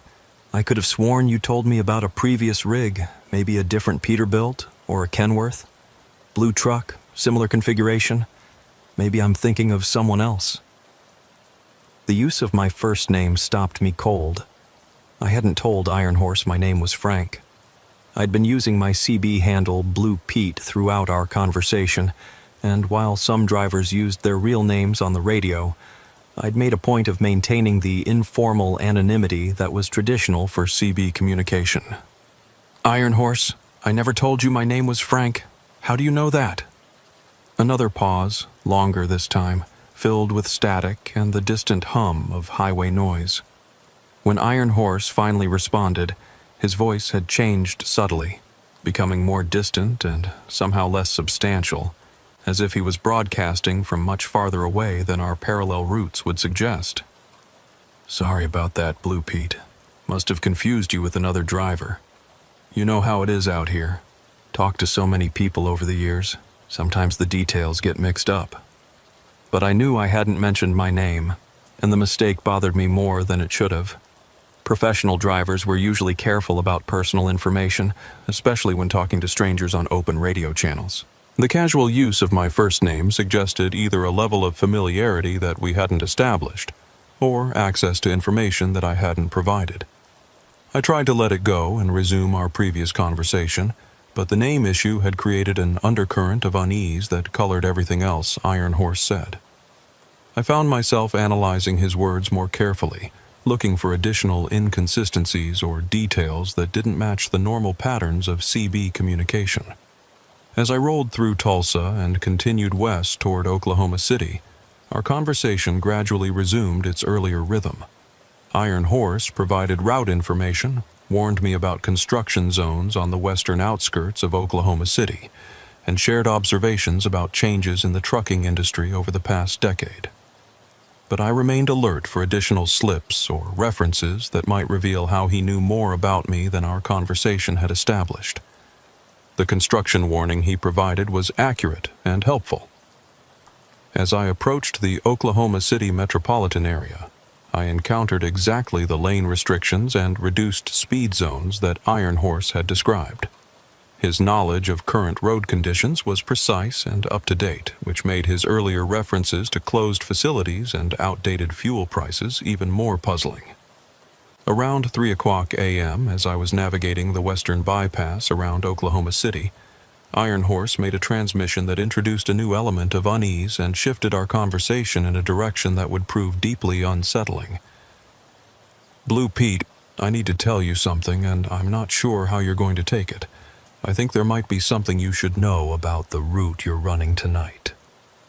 His tone had become more serious, almost somber, lacking the casual friendliness that had characterized our earlier conversation. "What do you mean?" "There have been some bad accidents on this stretch of highway over the years. Good drivers who didn't make it home. Professional people who were just trying to do their jobs, support their families, make honest livings." The shift in tone was dramatic and concerning. Iron Horse's voice had taken on a quality that seemed almost mournful, as if he was discussing personal losses rather than general highway safety statistics. "I want you to be extra careful through the next section, Frank. Watch your speed, maintain proper following distance, and don't take any chances with road conditions or other traffic. Some stretches of highway have a way of claiming good drivers when they least expect it." "Iron Horse, I appreciate the concern, but I've been running this route for years without serious problems. Is there something specific I should know about? A particular hazard or dangerous location?" "Just be careful, Blue Pete. Sometimes the road takes good drivers when you least expect it, and their families never get the chance to say goodbye properly." The cryptic nature of his warning was deeply troubling, especially combined with his earlier use of my first name and his knowledge of routes and facilities that seemed inconsistent with current conditions. Iron Horse was either trying to communicate something important in coded language, or he was experiencing some kind of mental confusion that affected his perception of time and circumstances. I thanked him for his concern and assured him that I would maintain safe driving practices, but his warning had created a heightened sense of alertness that made me more conscious of every aspect of my driving. I found myself checking my mirrors more frequently, monitoring my speed more carefully, and paying closer attention to road conditions and potential hazards. For the next hour, our conversation returned to more routine topics: fuel prices, truck stop amenities, weather forecasts, and general industry gossip. But Iron Horse's warning had established an undercurrent of tension that made every exchange feel more significant than normal CB chatter. His knowledge of trucking operations remained impressive and authentic. He discussed the challenges of finding good parking during federally mandated rest periods, the economic pressures facing independent operators, and the technological changes that were reshaping the industry. His observations were insightful and demonstrated the kind of deep understanding that only came from years of professional experience. But I couldn't shake the feeling that something fundamental was wrong with our conversation. The accumulation of small inconsistencies, outdated facility information, confused timelines, knowledge of my name, cryptic warnings about road dangers, suggested that Iron Horse was either deliberately misleading me or operating under some kind of misapprehension about current reality. Around 4:30 a.m., as I was approaching the Texas border on Interstate 40, Iron Horse made a transmission that revealed information that fundamentally altered my understanding of our entire conversation and introduced possibilities that challenged everything I thought I knew about the nature of reality. Blue Pete, I've been thinking about what you said earlier about starting your career with Martin Transport. That was a good company to learn with. Solid equipment, decent training program, professional management. I knew another driver there, ran a lot of the same routes you mentioned. Name was Frank Kowalski. Good guy, safe driver, real professional. You ever know him? My hands tightened involuntarily on the steering wheel. The casualness of his question contrasted sharply with the bombshell nature of what he was asking. Iron Horse. My name is Frank Kowalski. The silence that followed was longer and more profound than any pause in our conversation. The CB crackled with static, and I could hear the distant hum of highway noise, but Iron Horse's voice was completely absent for what felt like several minutes. When he finally responded, his voice had changed fundamentally, becoming more distant and somehow less substantial, as if he was broadcasting from a much greater distance or through some kind of atmospheric interference. Frank Kowalski. Yeah, I remember Frank. Good driver. Safe and professional. Always maintained his equipment properly. Never took unnecessary risks. He was running a blue Peterbilt, just like the one you described. Iron Horse. I am Frank Kowalski. We've been talking for hours. I told you my name was Frank when you mentioned it earlier. What are you saying? Another long pause filled with static and the sound of wind that seemed to come from impossibly far away. Frank Kowalski died in an accident about 4 years ago. Rolled his truck on a curve outside Joplin, Missouri. February 18th, 2020. They said he fell asleep at the wheel, but Frank was too professional for that. Something else happened on that curve. My blood turned to ice water in my veins. I was Frank Kowalski. I was alive, driving my truck, hauling freight to Phoenix, talking on the CB radio with someone who claimed to know about my death. Either I was experiencing some kind of psychotic break from too many years of isolated night driving, or I was having a conversation with someone who shouldn't exist. Iron Horse, I don't know what kind of game you're playing, but I'm Frank Kowalski, and I'm very much alive. I know this is confusing, Frank. It was confusing for me too at first. The accident happened on February 18th, 2020. You were westbound on Interstate 44, about 10 miles east of Joplin. Dangerous curve with a history of accidents. Black ice on the road surface. I knew the curve he was talking about. It was a notorious location where several drivers had lost control over the years. A sweeping right-hand turn that tightened unexpectedly and caught unwary drivers at excessive speed. The Missouri Department of Transportation had installed additional warning signs and reduced the speed limit, but accidents continued to occur during adverse weather conditions. But I had no memory of any accident at that location.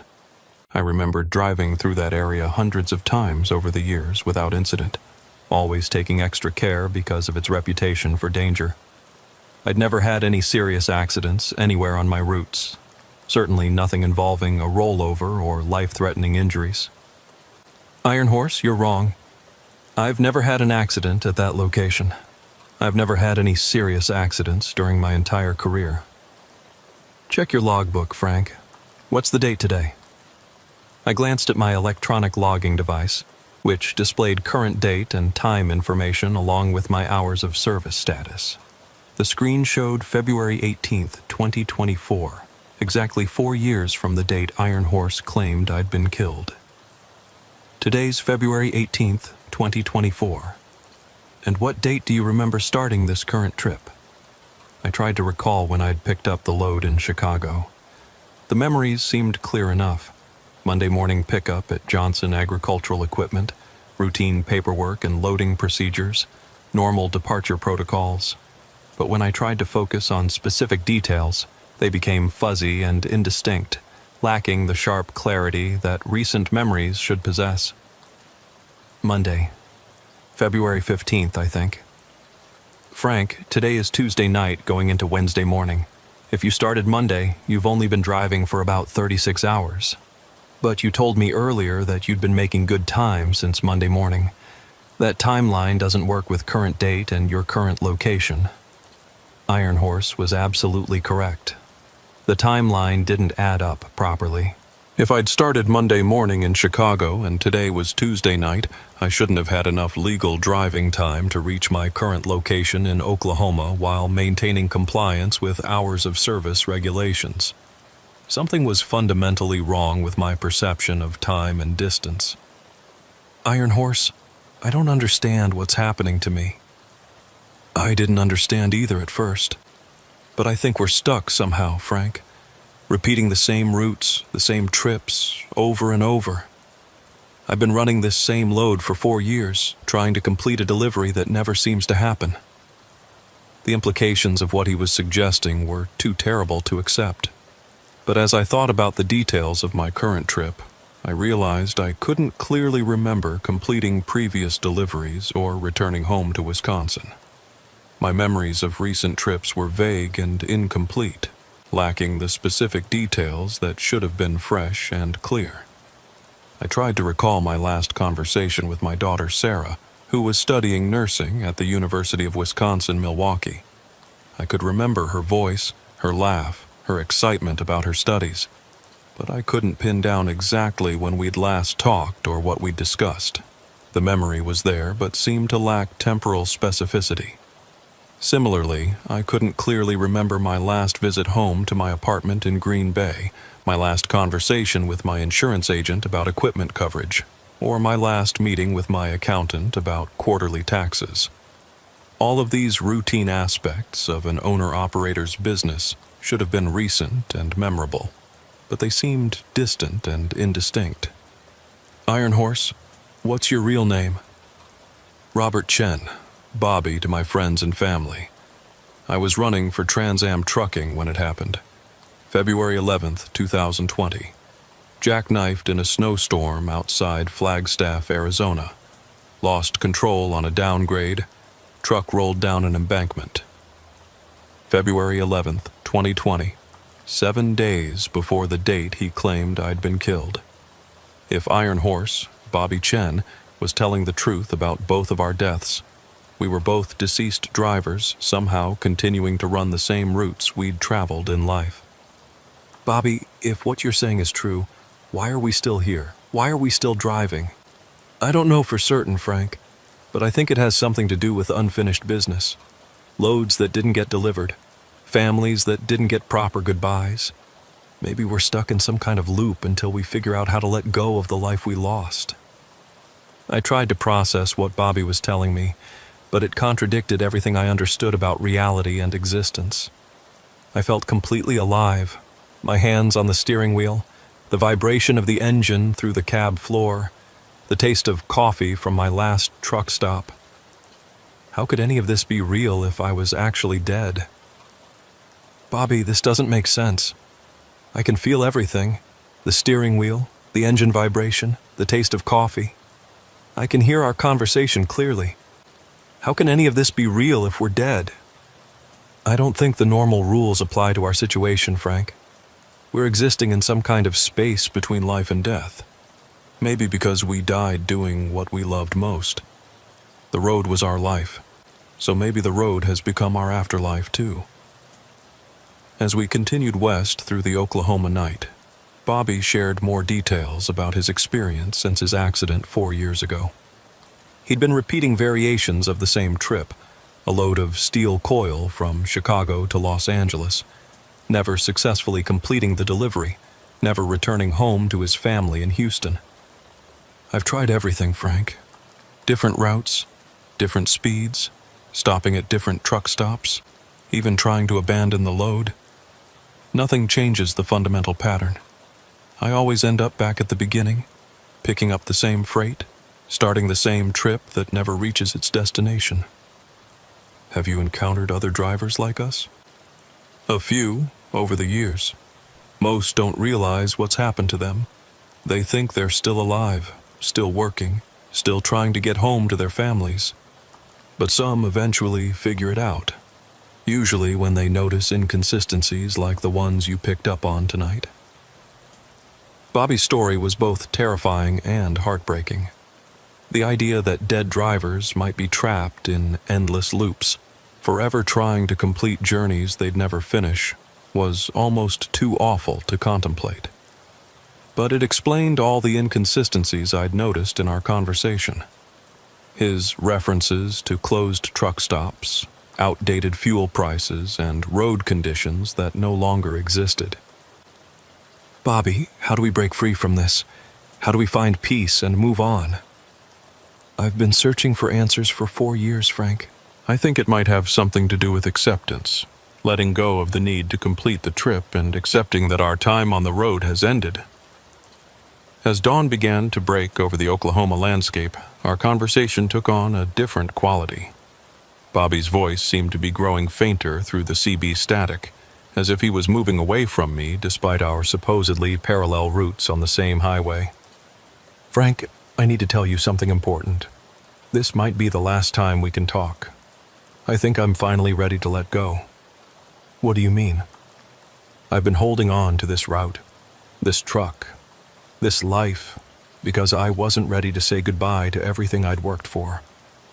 But talking with you tonight has helped me understand that it's time to move on, time to accept what happened and find peace. Bobby's voice was now barely audible through the CB static, fading in and out like a distant radio station at the edge of its broadcast range. Frank, you have a choice to make.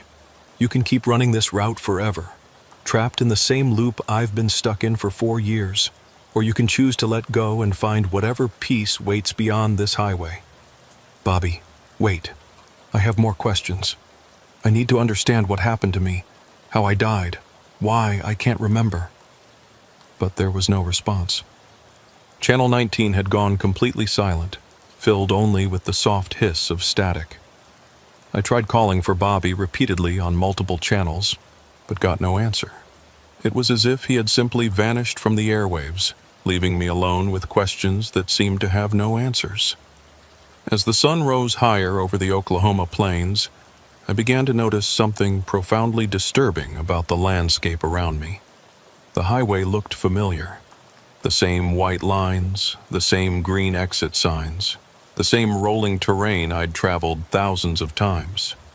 But something was subtly wrong with everything I was seeing. The exits weren't quite in the right places. Mile markers seemed to appear at inconsistent intervals. The surrounding terrain had a dreamlike quality that was almost, but not quite, like the real Interstate 40 I knew so well. It was like driving through a place that was trying to be the familiar highway but couldn't quite achieve perfect accuracy. More unsettling was the complete absence of other traffic. For the past several hours, I hadn't seen a single car, truck, or emergency vehicle. The highway was utterly empty except for my Peterbilt rolling through the morning light.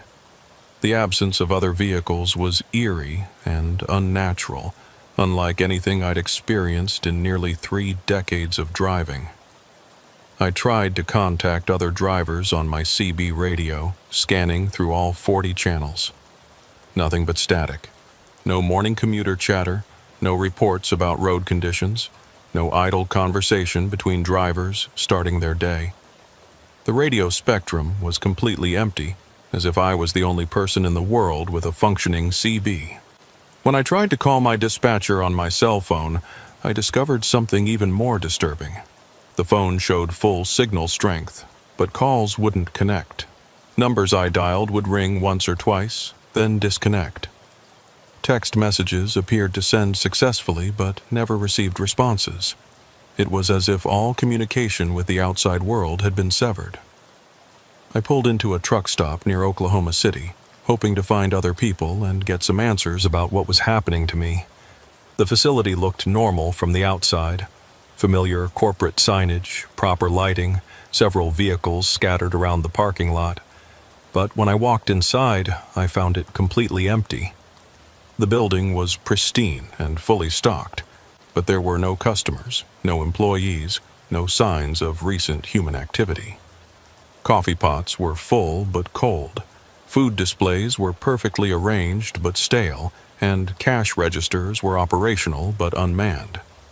It was like walking through a movie set designed to look like a functioning truck stop, but lacking any actual life. The restrooms were clean and well-maintained. The vending machines were fully stocked and operational, and all the facilities appeared to be in working order. But the absence of any human presence was deeply unsettling. I called out several times, hoping to locate an employee or another customer, but my voice echoed through empty corridors without response. Back in my truck, I tried the CB radio again, desperately scanning through all available channels. Nothing but static. No other drivers.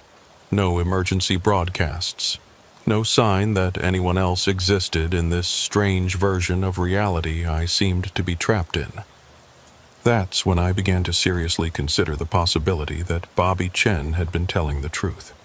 I was dead, killed in an accident 4 years ago, and somehow trapped in a simulation or afterlife version of the routes I'd driven in life.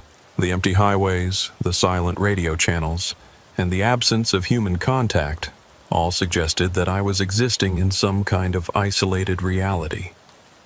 The thought was terrifying, but it also provided a potential explanation for all the inconsistencies I'd been experiencing.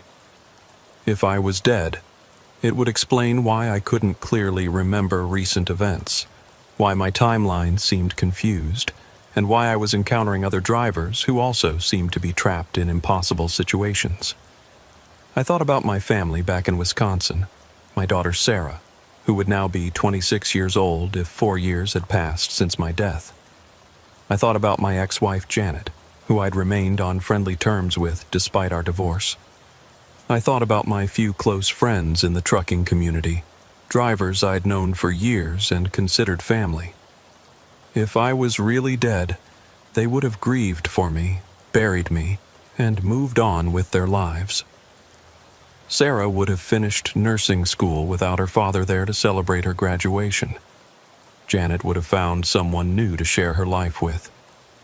My friends would have shared stories about me at truck stops and industry gatherings, keeping my memory alive in the way that truckers honored their fallen brothers. The thought that I'd been absent from their lives for 4 years without knowing it was devastating. But it also explained why I'd felt increasingly disconnected from normal life, why my memories of home and family seemed distant and indistinct. I tried to recall the specific details of the accident Bobby had described. The curve near Joplin, the black ice, the rollover that had ended my life. As I focused on that time frame, fragments of memory began to surface like debris rising from the bottom of a deep lake. I remembered leaving Oklahoma City late at night on February 18, 2020, making good time toward my delivery appointment in Arkansas. I remembered being slightly behind schedule and pushing harder than usual to make up time. I remembered the weather forecast calling for possible ice on elevated surfaces, but the roads had seemed clear and safe. And then I remembered entering a curve at what felt like a safe speed, confident in my ability to handle the road conditions. I remembered the terrifying moment when my trailer tires lost traction on a patch of black ice that was invisible in my headlights. The awful sensation of the trailer beginning to slide sideways, the steering wheel going light in my hands, and the sickening knowledge that I was about to lose control of 80,000 pounds of truck and trailer. The memories flooded back with devastating clarity. The rollover, the crushing impact as my cab hit the pavement, the brief moments of consciousness as I realized I wasn't going to survive. The last thing I clearly remembered was thinking about Sarah. hoping she would be okay without her father, wishing I could tell her how proud I was of the woman she'd become. I had died on that curve near Joplin, just as Bobby had said. Everything since then, the years of driving, the loads, the routes, the conversations with other drivers, had been some kind of afterlife projection, a continuation of the life I'd lost because I wasn't ready to let go. With that realization came a profound mixture of sadness and relief. Sadness for the life I'd lost and the years I'd missed with my family. Relief that I finally understood what had happened and could make a conscious choice about what to do next. I thought about Bobby's words regarding the need to accept that our time on the road was finished and let go of the need to complete journeys that would never end. I understood now that I'd been holding on to trucking because it had been my identity, my purpose, my way of understanding myself and my place in the world. But holding on was keeping me trapped in a limbo that served no purpose except to prolong my inability to accept death. My family had grieved for me and continued with their lives. My truck had been salvaged or scrapped. My CDL had been canceled. The Frank Kowalski who had lived and driven for 27 years was gone, and it was time to acknowledge that reality. The acceptance didn't come easily. Everything about my existence for the past 4 years had been built around the assumption that I was still alive, still working, still moving toward a future that included more years on the road and eventual retirement. Letting go of that assumption meant letting go of everything I'd thought I was. I climbed down from my cab and walked around my Peterbilt one last time, running my hands over the chrome, checking the tires, inspecting the trailer connections that had been second nature for nearly 3 decades. This truck had been my partner, my home away from home, and my means of making a living. Saying goodbye to it meant saying goodbye to everything I'd been. The truck felt solid and real beneath my touch, but I understood now that its reality was different from the reality of the living world. It existed in whatever space I'd been occupying since my death, a space that allowed me to continue the routines and activities that had defined my life. I thought about Sarah, now a registered nurse working in a hospital somewhere, probably married with children of her own. I thought about Janet, who had likely found someone new to share her later years with. I thought about all the sunrises I'd seen from my driver's seat, all the miles I'd covered, and all the satisfaction I'd derived from moving freight safely and efficiently across the country. I'd lived a good life, even if it had ended sooner than I'd hoped. I'd seen America from coast to coast, met thousands of good people, and earned an honest living doing work that mattered to the economy and society. The fact that it was over didn't diminish the value of what I'd accomplished. Standing beside my truck in that empty rest area, I began to understand what Bobby had been trying to tell me about acceptance and letting go. The choice wasn't between different routes or different destinations. It was between clinging to a life that had already ended and accepting the transition to whatever came next. "Goodbye, old girl," I said, patting the hood of my Peterbilt. "Thanks for all the good miles. Thanks for being the best partner a driver could ask for." I felt a profound sense of peace beginning to settle over me as I accepted that my driving career was finished. The truck, the highway, the endless routes, they were all part of a life that had ended 4 years ago in an icy curve near Joplin, Missouri. As I stood there, the landscape around me began to change subtly. The highway seemed to stretch away into infinite distance, becoming less substantial and more ethereal. The truck became translucent, as if it was fading from one reality into another. The morning sun took on a quality of light that seemed to come from everywhere and nowhere simultaneously. I thought I heard Bobby's voice one last time, carried on a wind that seemed to blow from another dimension. "Safe travels, Frank. See you down the road, brother." And then the highway, the truck, and the familiar world of diesel engines and CB radios began to fade around me. I felt myself moving towards something that might have been peace, or home, or whatever waited beyond the last mile marker on the final highway. The CB radio crackled once more with static, then went silent forever.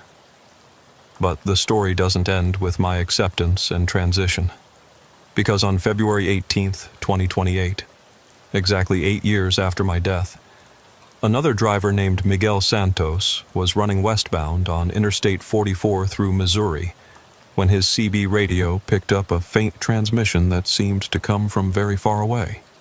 The voice was clear but distant, like someone broadcasting from across an impossible distance. "Breaker 19, this is Blue Pete westbound on 44, looking for Iron Horse. You got your ears on, Bobby?" Miguel keyed his microphone to respond, thinking he might be able to help a driver locate another trucker. But before he could speak, another voice answered the call. "Blue Pete, this is Iron Horse. Good to hear from you again, Frank. How's the road treating you tonight?" "Can't complain, Bobby. Just making miles and staying safe. You know how it is out here." Miguel listened in fascination as the two drivers continued their conversation, sharing information about routes, weather conditions, and truck stop amenities. Their voices had a distant, ethereal quality that made him wonder if he was somehow picking up atmospheric skip from a very distant repeater station. But what bothered Miguel most was that both drivers seemed to be discussing road conditions, fuel prices, and truck stops that no longer existed. They talked about facilities that had been closed for years and construction projects that had been completed long ago. Their conversation had an anachronistic quality that suggested they were broadcasting from a different time period entirely. When Miguel tried to join the conversation, his transmissions seemed to go unheard. Blue Pete and Iron Horse continued their dialogue as if he wasn't there, sharing memories of highways they'd traveled and loads they'd hauled in what seemed like a different era of trucking. "Remember that time we both got caught in that ice storm outside Tulsa?" Blue Pete was saying. "Took us 6 hours to travel 20 miles. "I remember," Iron Horse replied. "Good thing we found that truck stop with the generator. Kept us warm until the roads cleared." Those were the days, Bobby, when trucking was still about the relationship between a driver and his rig, before all the electronic monitoring and corporate efficiency experts. Still is, Frank. Still is, for those of us who understand what it really means to be a driver. Miguel realized he was listening to something extraordinary. A conversation between drivers who seemed to exist outside normal time and space, sharing memories and experiences from a golden age of trucking that younger drivers had never experienced. Eventually, their voices faded into static, leaving Miguel alone with his thoughts and the growing certainty that he'd somehow overheard a conversation between drivers who belonged to a different reality. He tried calling for Blue Pete and Iron Horse on multiple channels, but never received a response. Over the following months, Miguel mentioned the incident to other drivers at truck stops and on CB forums. He learned that several other drivers had reported similar experiences, phantom conversations between truckers who seemed to be broadcasting from the past, discussing routes and conditions that no longer existed. An old-timer named Harvey Williams, who'd been driving since the 1970s, had a theory about the phenomenon. "Some drivers never really retire," he told Miguel over coffee at a Flying J in Missouri. "They get so attached to the road that part of them stays out here even after their time is up. Maybe what you heard was Frank and Bobby still running their routes, still looking out for each other, still being the kind of drivers this industry was built on." Miguel never heard from Blue Pete or Iron Horse again, but he started paying closer attention to the static between stations on his CB radio. Sometimes, late at night on empty highways, he would scan the channels carefully, listening for voices that might be broadcasting from beyond the normal boundaries of time and space. He learned that the highway was more than just a means of transportation. It was a place where stories accumulated, where the spirits of good drivers might continue their journeys long after their earthly miles had been completed. The CB radio, which had connected drivers across vast distances for decades, might also be capable of connecting different eras and different planes of existence. Other drivers began sharing their own experiences with phantom radio transmissions. Reports came in from across the country, conversations between truckers who had died years apart, broadcasts from drivers warning about accidents that had happened decades earlier, and technical discussions about equipment that was no longer manufactured. The phenomenon became known among drivers as the Eternal Highway, a network of routes that existed parallel to the physical interstate system, where the spirits of deceased drivers continued their runs and maintained their watch over the living truckers who followed in their tire tracks. Some drivers were skeptical, attributing the reports to atmospheric interference, overactive imaginations, or the psychological effects of too many hours alone on the road.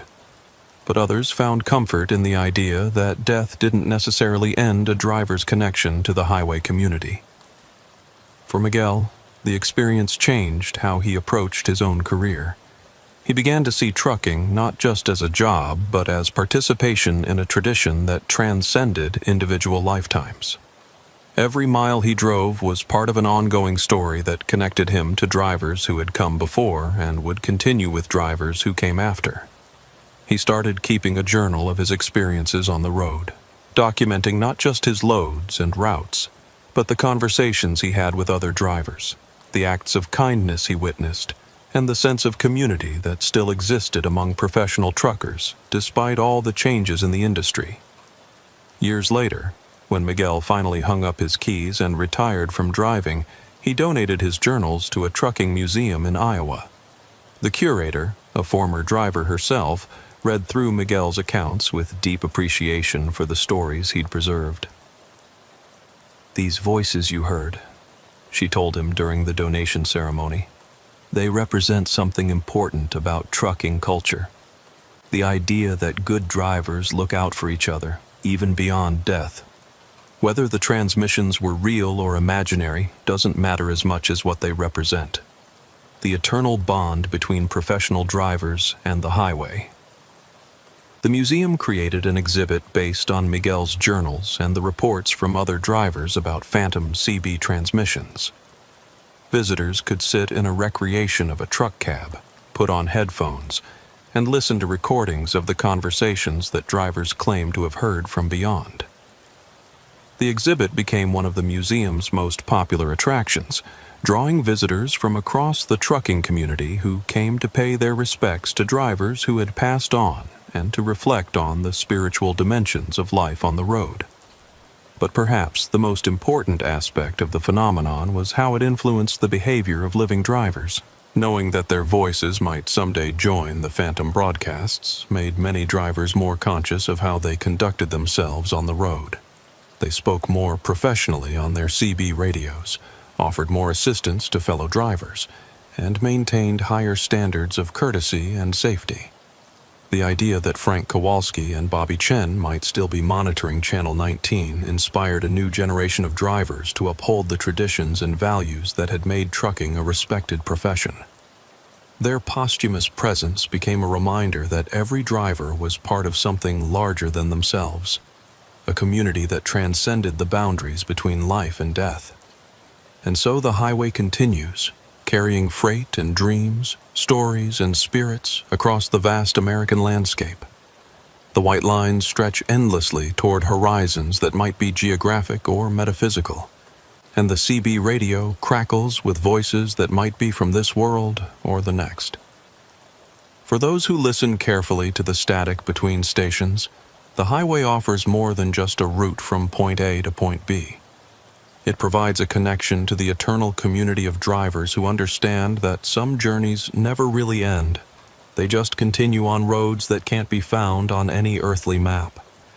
The diesel engines sing their ancient songs, the wheels turn their endless rotations, and somewhere in the space between the temporal and the eternal, good drivers continue their runs, still watching out for each other, still sharing the road wisdom that makes the highway a sacred space for those who understand its deeper meanings.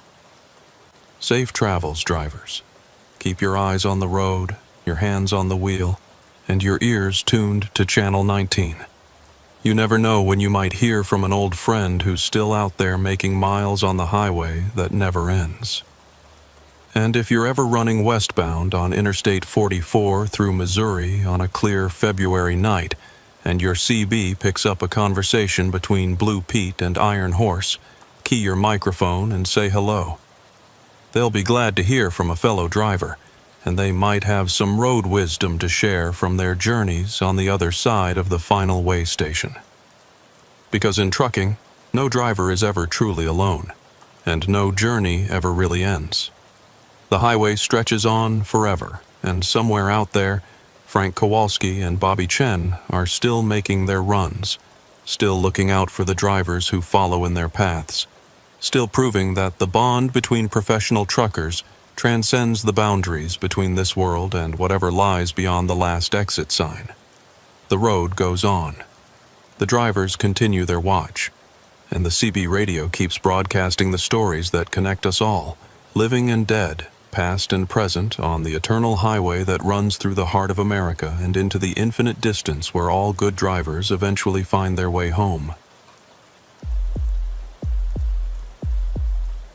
They call me Diesel Betty, and I've been hauling freight across this country's highways for 31 years come next month. Started driving in 1992 when I was 26 years old, fresh out of a messy divorce in Bakersfield, California, with nothing but a high school diploma, a commercial driver's license, and enough anger to fuel a Peterbilt from coast to coast.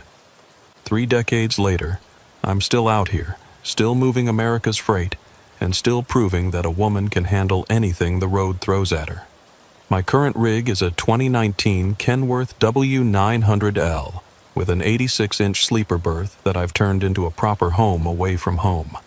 She's painted candy apple red with gold leaf pinstriping, custom leather interior, and enough chrome to blind a state trooper at a quarter mile.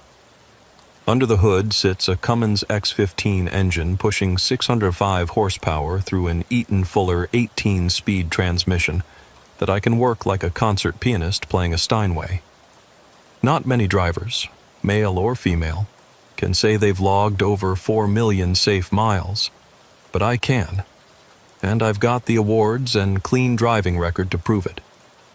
I've been an owner-operator for the past 23 years, running primarily under my own authority with a few select brokers who know I deliver on time, every time, no excuses.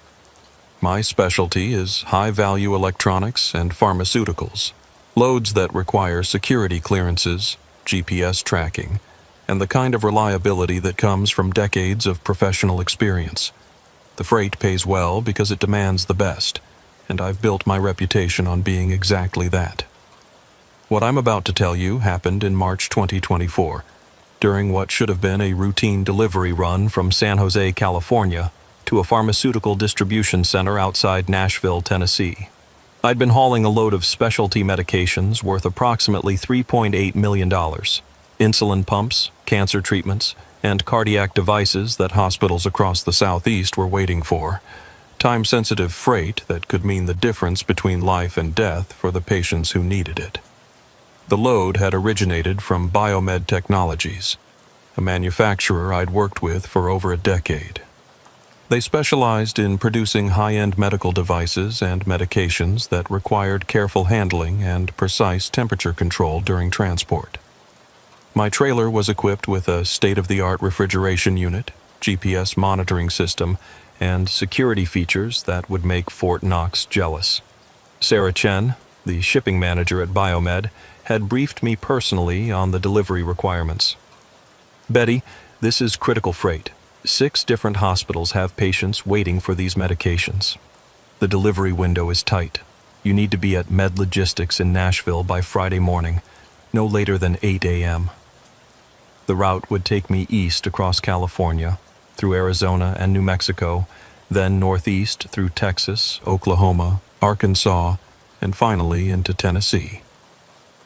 Approximately 2,100 miles that I could cover comfortably in 4 days, while maintaining full compliance with hours of service regulations. I'd run similar routes hundreds of times, and the timing was manageable with careful planning. The delivery address was Med Logistics Distribution Center on Industrial Boulevard in Nashville, a facility I'd delivered to at least 20 times over the past 5 years. They handled pharmaceutical distribution for most of the Southeast, and I knew their procedures, their dock workers, and their security protocols. It should have been as routine as any delivery I'd ever made. I departed San Jose on Monday morning, making excellent time across California and into Arizona.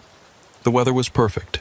Clear skies, dry roads, and light traffic that allowed me to maintain a steady 65 mph through the desert.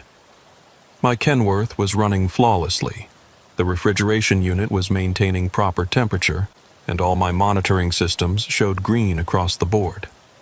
By Tuesday evening, I was approaching the Texas border near El Paso, ahead of schedule and feeling confident about making my Friday morning delivery appointment. I stopped for fuel and my mandatory rest break at a Flying J truck stop, where I caught up with other drivers and checked my route planning for the next day. Wednesday took me across Texas on Interstate 20, through Dallas-Fort Worth and on toward Louisiana. The landscape gradually changed from desert to farmland as I moved east, and I made good time despite increasing traffic around the metropolitan areas. I spent Wednesday night at a truck stop in Marshall, Texas, planning to cross Louisiana and Arkansas on Thursday before making the final push into Tennessee. That's when things started getting strange. Thursday morning, I was rolling east on Interstate 20 through Louisiana when my GPS system announced a route change. Recalculating route due to road closure ahead. Follow highlighted path for optimal routing. The new route directed me north on a state highway that would take me through rural Louisiana and Arkansas before connecting back to the interstate system. According to the GPS, this routing would save approximately 30 minutes and avoid construction delays that could jeopardize my delivery schedule. I'd learned to trust my GPS system over the years. It had steered me around countless traffic jams and construction zones, saving hours of delay and helping me maintain on-time delivery performance. The system was updated regularly with real-time traffic data and road conditions, so I followed its guidance and took the northern route. The state highway led me through small towns and rural areas that I'd never seen before, despite running freight through Louisiana for 3 decades. The landscape was beautiful. Moss-draped cypress trees, small farms, and historic buildings that spoke to the region's rich cultural heritage. But something about the area felt oddly isolated, as if I'd driven back in time to an earlier era. Around 2 p.m., the GPS directed me to stop for fuel at a truck stop called Magnolia Travel Plaza in a small town called Millerville, Louisiana. I'd never heard of either the town or the truck stop, but my fuel gauge was showing half full, and it's always wise to top off when hauling high-value freight through unfamiliar territory. The truck stop appeared to be a classic independent operation, the kind of family-owned business that had served truckers for decades before the major chains dominated the industry. The facility was clean and well-maintained, with reasonable fuel prices and all the amenities a professional driver needed: showers, laundry, restaurant, and a small convenience store. What caught my attention immediately was how busy the place was for a mid-afternoon on a Thursday. The parking lot was nearly full, with maybe 30 trucks of various ages and configurations scattered around the property. Most truck stops experience heavy traffic during evening hours when drivers are looking for parking spots to complete their mandatory rest periods. But this level of activity during the afternoon was unusual. I pulled up to a fuel island and began the routine of fueling my truck and checking the refrigeration unit. The fuel pumps were older but functional, and the diesel was clean and properly filtered. As I was completing the fueling process, I noticed something else unusual about the truck stop: the other drivers. Every trucker I could see appeared to be over 50 years old, and their equipment looked like it belonged to an earlier era of trucking. The trucks were mostly from the 1990s and early 2000s, classic long hood Peterbilts, Kenworths, and Freightliners with chrome bumpers, twin exhaust stacks, and custom paint jobs that reflected the individual personalities of their owners. There's nothing wrong with older equipment, of course.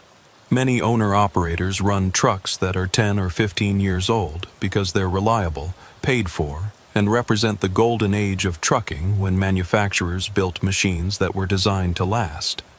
But to see so many vintage trucks in one location was unusual, especially since most modern freight requires newer equipment to meet emissions standards and insurance requirements.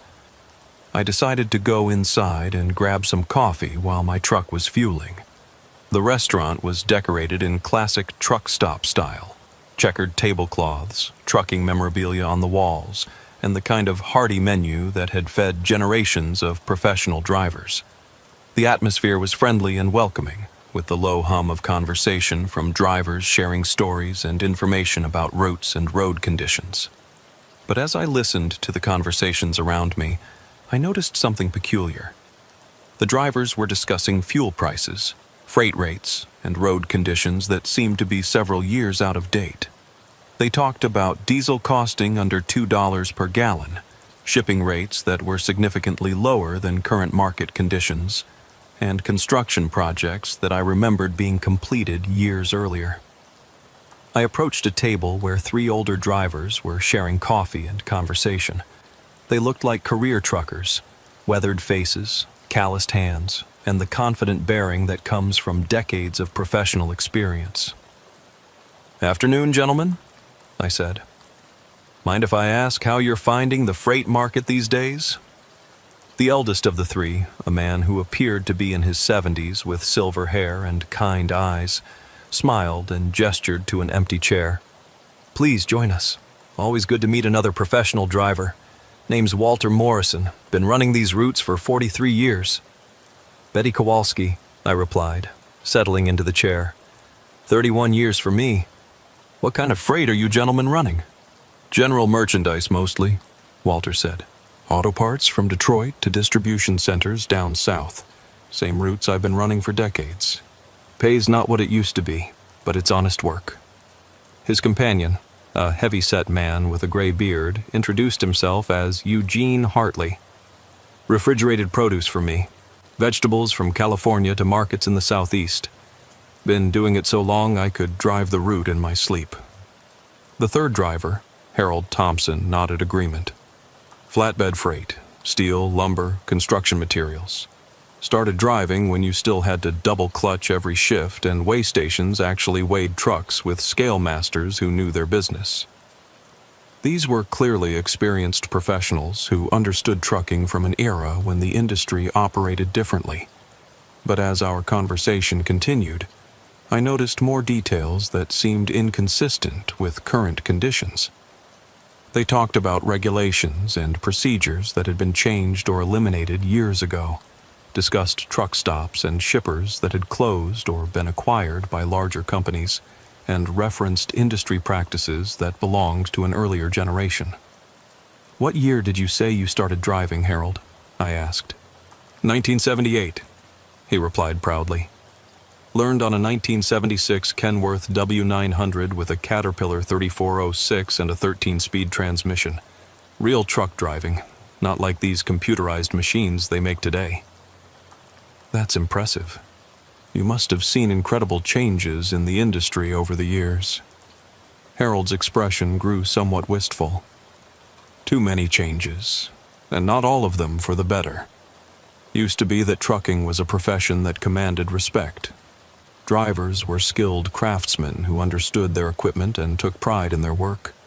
Now it's all about electronic monitoring and corporate efficiency." Eugene nodded agreement. "Remember when truck stops were real communities?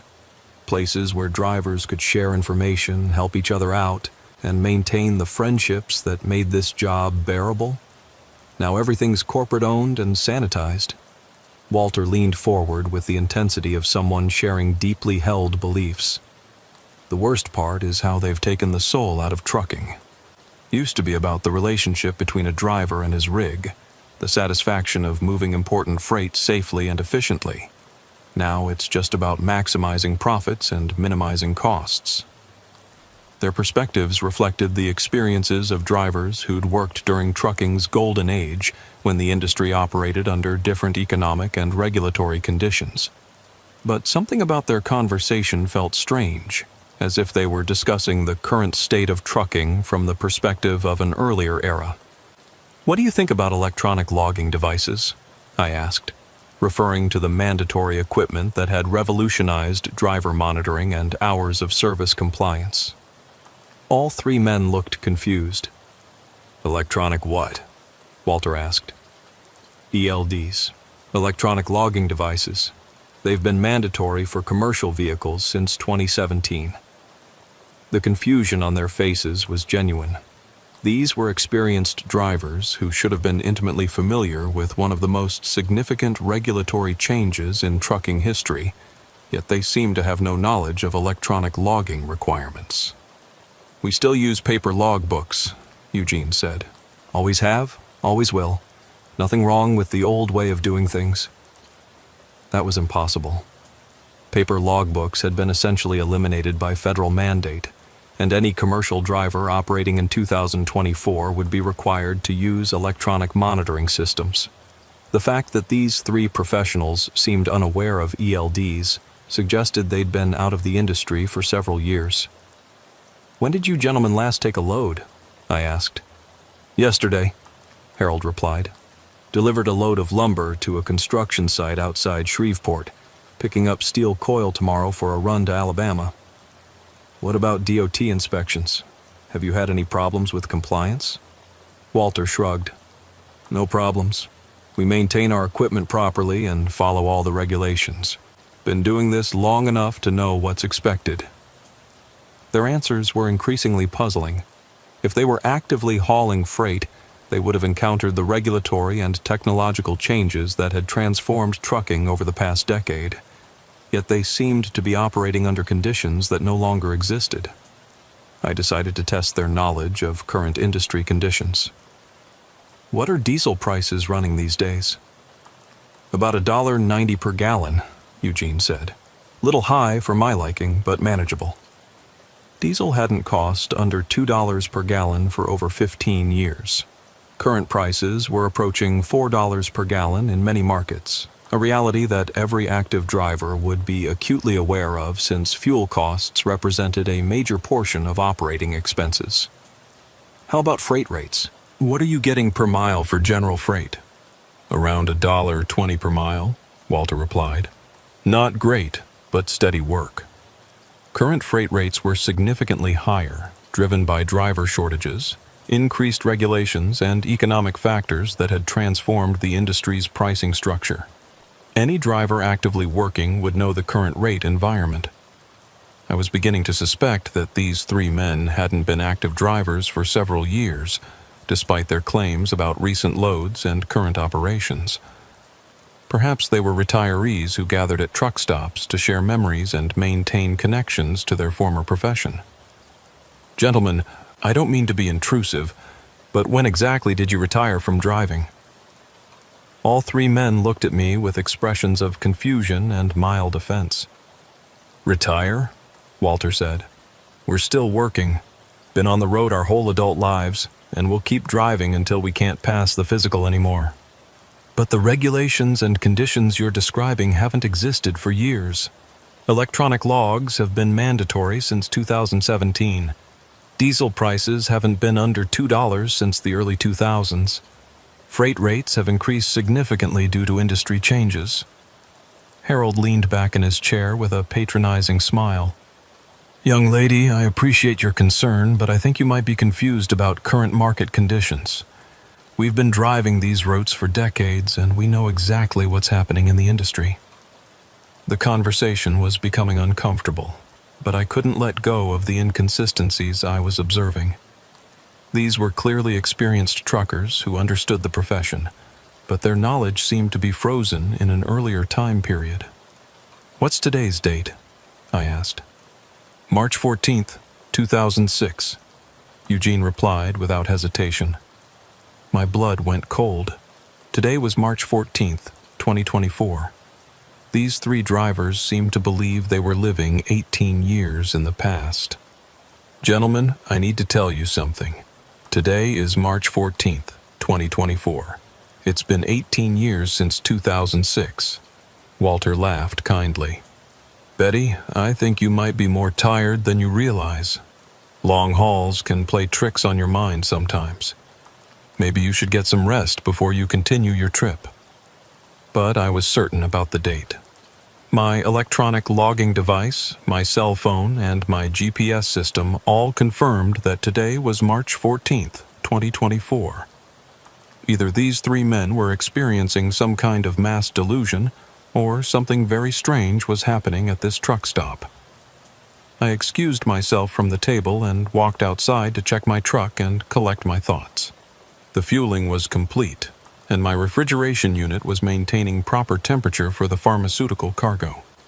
All my systems showed normal operation, and my GPS indicated that I should continue northeast toward Arkansas to stay on schedule for my Friday morning delivery. But as I prepared to leave, I noticed something else unusual about the truck stop. Despite the heavy traffic and full parking lot, I hadn't seen a single truck arrive or depart during the entire time I'd been there. All the vehicles appeared to be permanently parked, as if they'd been there for hours or days without movement. I walked around the parking lot, examining the trucks more closely. They were all clean and well-maintained, but many showed signs of being stationary for extended periods. Dust on the windshields, flat spots on the tires, and the settled appearance of vehicles that hadn't moved recently. More disturbing was the absence of any modern equipment. Every truck in the lot appeared to be from the 1990s or early 2000s, with no examples of the newer models that dominated current fleets.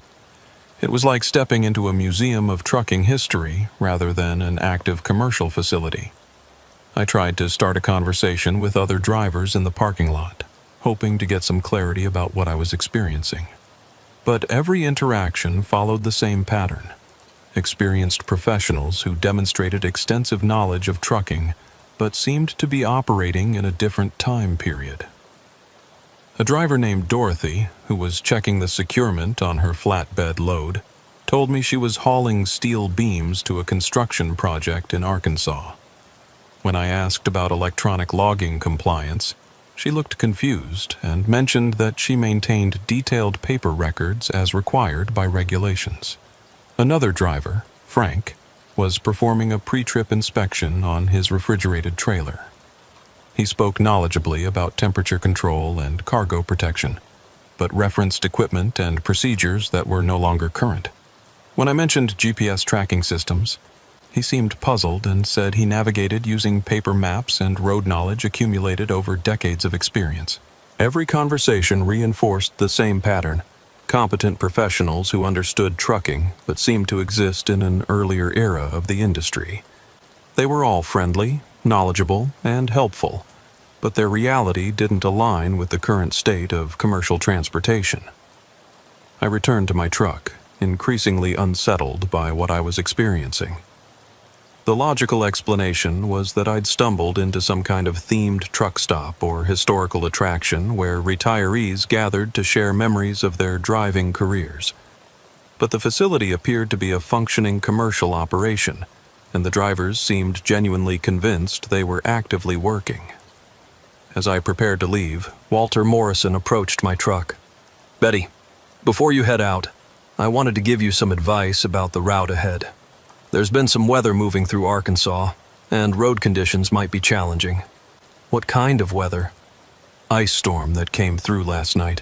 Authorities are recommending that commercial vehicles avoid the interstate until conditions improve.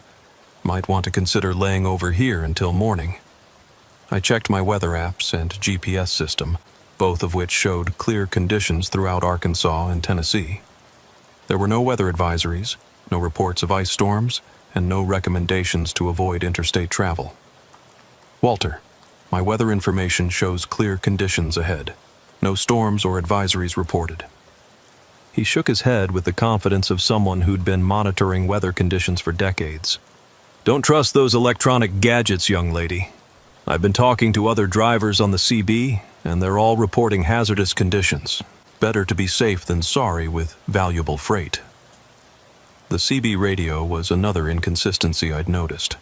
Many of the drivers at the truck stop were using CB equipment, but I hadn't heard any chatter on Channel 19 or any other frequencies during my time there. The radio spectrum seemed completely quiet, which was unusual for an area with heavy truck traffic.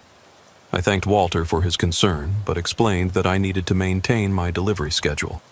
As I prepared to leave the truck stop, I made one final attempt to understand what I was experiencing. "Walter, can you tell me what company you're running for?" "Independent owner-operator," he replied proudly. "Been running under my own authority for 22 years. Sunset Transport Services, though most folks just call me Old Walter." I made a mental note to research Sunset Transport Services when I had internet access. If Walter was still an active owner-operator, his company should have current DOT registration and safety records that I could verify. As I pulled away from Magnolia Travel Plaza, I felt a profound sense of relief to be back on the highway. The truck stop had been beautiful and the drivers were friendly, but something about the entire experience had been deeply unsettling. The inconsistencies I'd observed were too numerous and specific to be explained by simple confusion or nostalgia. I continued northeast through Louisiana, crossing into Arkansas as the afternoon wore on. The landscape was beautiful, rolling hills, forests, and small towns that embodied the character of the American South. My truck was running perfectly, and the GPS showed that I was making excellent time toward my delivery appointment in Nashville. But I couldn't stop thinking about the drivers I'd met at the truck stop.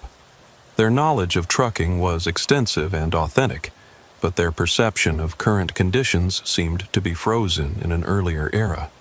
The most unsettling aspect was their absolute conviction that they were actively working in an industry that had moved beyond the conditions they described. Around 6 p.m., I stopped for fuel at a modern truck stop chain in Arkansas. The facility was typical of contemporary operations: bright lighting, modern equipment, corporate standardization, and all the conveniences that current drivers expected. The contrast with Magnolia Travel Plaza was striking. While my truck was fueling, I used my smartphone to research Sunset Transport Services. The search results were troubling. The company had been dissolved in 2006 following the death of its owner-operator, Walter Morrison, in a single-vehicle accident on a Louisiana state highway. According to the accident report, Walter had been driving through a severe ice storm when he lost control of his truck and crashed into a bridge abutment. He was 68 years old at the time of his death and had been driving professionally for over 40 years. I felt a chill that had nothing to do with the Arkansas evening air. The Walter Morrison I'd met at Magnolia Travel Plaza matched the description of the deceased driver perfectly. Age, appearance, and the proud independence of a career owner-operator. I searched for information about Eugene Hartley and Harold Thompson, the other two drivers I'd talked with. Both searches yielded similar results. Eugene had died in 2007 when his refrigerated truck jackknifed during a blizzard in Oklahoma. Harold had been killed in 2005 when his flatbed load shifted during an emergency maneuver, causing his truck to roll over. All three men had died within a few years of each other, all in weather-related accidents, all while operating the types of trucks and hauling the kinds of freight they'd described to me. If the records were accurate, I'd spent an afternoon talking with drivers who had been dead for nearly 20 years. The logical explanation was that I'd confused the names, or that there were other drivers with similar identities who were still active. Professional trucking was a large industry, and name coincidences were certainly possible. But the specific details of our conversations, their equipment, their routes, their company names, matched the deceased drivers too closely to be coincidental. I tried to find information about Magnolia Travel Plaza in Millerville, Louisiana. No search results returned any current listings for either the truck stop or the town. Historical records showed that Millerville had been a small community that was largely abandoned after a major highway realignment project in the 1990s redirected traffic away from the area. According to the historical information, There had been a truck stop called Magnolia Travel Plaza that served the old highway route until it closed in 2006 due to lack of traffic following the realignment. The facility had been demolished several years later as part of an environmental cleanup project. If the historical records were accurate, the truck stop where I'd spent the afternoon no longer existed and hadn't operated commercially for nearly 20 years. Either I'd somehow visited a location that didn't exist, or I was experiencing some kind of breakdown in my perception of reality. I sat in my truck at the Arkansas fuel stop, trying to make sense of what I'd experienced. The most rational explanation was that I'd become confused about locations and confused my memories of different truck stops from over the years. Long-haul driving involved visiting hundreds of similar facilities, and it was certainly possible to mix up details in conversations. But the specificity of what I'd experienced made simple confusion unlikely. I remembered clear details about the truck stop's layout, the appearance of the other drivers, and the content of our conversations. The experience had been too vivid and detailed to be a confusion of memories.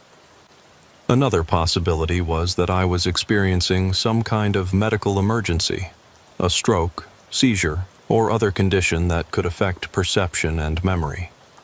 I performed a basic self-assessment, checking my coordination, speech, and cognitive function. Everything seemed normal, and I felt completely alert and capable of continuing my trip. The most disturbing possibility was that I'd somehow encountered something that existed outside normal reality, a place where deceased drivers continued their routines and maintained their connections to the trucking life they'd known. The idea seemed impossible, but it was the only explanation that accounted for all the details I'd observed. I decided to continue toward Nashville and complete my delivery as scheduled.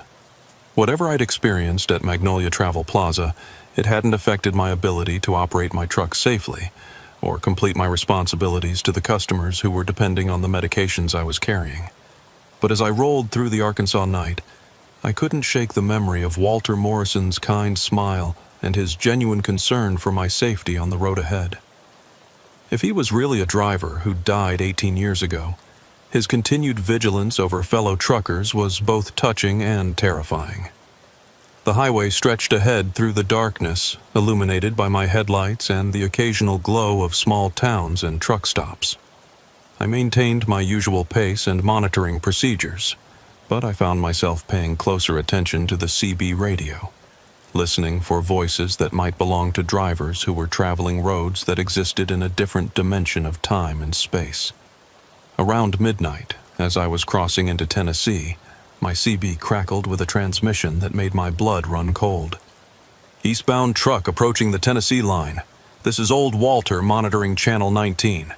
You've got some weather moving in ahead of you. Ice storm building around Nashville. Might want to consider finding a safe place to park until conditions improve." I grabbed my microphone with shaking hands. "Old Walter, this is the Red Kenworth you talked to this afternoon. Are you monitoring current weather conditions?" "Affirmative, Red Kenworth. Been watching the weather reports, and it's not looking good ahead of you. The storm's been building all evening, and road conditions are deteriorating rapidly." I checked my weather apps and GPS system again. Both showed clear conditions throughout Tennessee, with no storms or advisories reported. But Walter's voice was clear and concerned, carrying the authority of a driver who'd spent decades monitoring weather patterns and road conditions. "Walter, my weather information shows clear conditions. No advisories or warnings." "Don't trust those electronic gadgets, Betty. Trust the voice of experience. I've been through too many storms to ignore the warning signs. Find a safe place to park and wait for daylight." The use of my name confirmed that this was the same Walter Morrison I'd met at the truck stop. But if my research was accurate, Walter had been dead for 18 years. Either I was experiencing some kind of ongoing hallucination, or I was receiving safety warnings from a driver who was broadcasting from beyond the grave. "Walter, where are you located?" "Southbound on Highway 61, about 50 miles west of you. Been monitoring traffic reports and talking to other drivers about conditions ahead." Highway 61 was a north-south route that wouldn't intersect with my eastbound travel on Interstate 40. If Walter was really monitoring traffic conditions, he would have to be getting information from other sources rather than direct observation. As I continued east toward Nashville, I started encountering exactly the weather conditions that Walter had warned about. The temperature dropped rapidly, and a light drizzle began that quickly turned to freezing rain. Within 30 minutes, I was driving through an ice storm that made the highway increasingly treacherous. I reduced my speed and increased my following distance, using the techniques that 3 decades of experience had taught me for handling hazardous conditions. But the storm was severe enough to make continued travel dangerous, especially with valuable pharmaceutical cargo that couldn't be risked in an accident. I found a truck stop outside Nashville and pulled in to wait for the storm to pass. As I was parking my truck, the CB crackled again with Walter's voice. "Red Kenworth, this is old Walter. Glad to see you found a safe place to park. Storm should clear by morning and you'll be able to complete your delivery safely." "Walter, how did you know I was parking?" "Been monitoring your progress and the weather conditions. Just want to make sure fellow drivers stay safe out here." The idea that a deceased driver was somehow monitoring my progress and providing safety guidance was both comforting and terrifying. If Walter was really looking out for me, his ghostly presence represented the kind of professional solidarity that had always characterized the trucking community. I spent the night at the truck stop, watching ice accumulate on my windshield while other drivers dealt with the same hazardous conditions that Walter had warned about. By morning, the storm had passed, and road conditions had improved enough to allow safe travel. I completed my delivery to Med Logistics in Nashville without incident, arriving exactly on schedule despite the weather delay. The pharmaceutical cargo was accepted and immediately distributed to hospitals throughout the Southeast, where it would help save lives and improve patient outcomes. But as I prepared to deadhead back to California for my next load, I couldn't stop thinking about my encounter with Walter Morrison and the other drivers at Magnolia Travel Plaza. Whether they were real ghosts, hallucinations, or something else entirely, they represented a connection to trucking's past that was both beautiful and haunting. Over the following weeks, I researched the phenomenon of ghost truck stops and deceased drivers who were reported to still be active on the highways. I found dozens of similar stories from drivers across the country, encounters with truckers who seemed to exist in earlier eras, warnings from deceased drivers about road hazards, and truck stops that appeared to operate normally but didn't exist in current reality. Some drivers attributed these experiences to fatigue, stress, or the psychological effects of spending long hours alone on isolated highways. Others believed they represented genuine encounters with spirits who remained connected to the trucking life they'd known. For me, the experience changed how I approached my career and my relationship with the trucking community. I began to see myself as part of a continuum that stretched back through generations of professional drivers who had dedicated their lives to moving America's freight safely and efficiently. I also developed a deeper appreciation for the older drivers who had built the traditions and standards that defined professional trucking. Whether Walter Morrison was a ghost, a hallucination, or something else, his concern for my safety represented the values that had always made trucking more than just a job.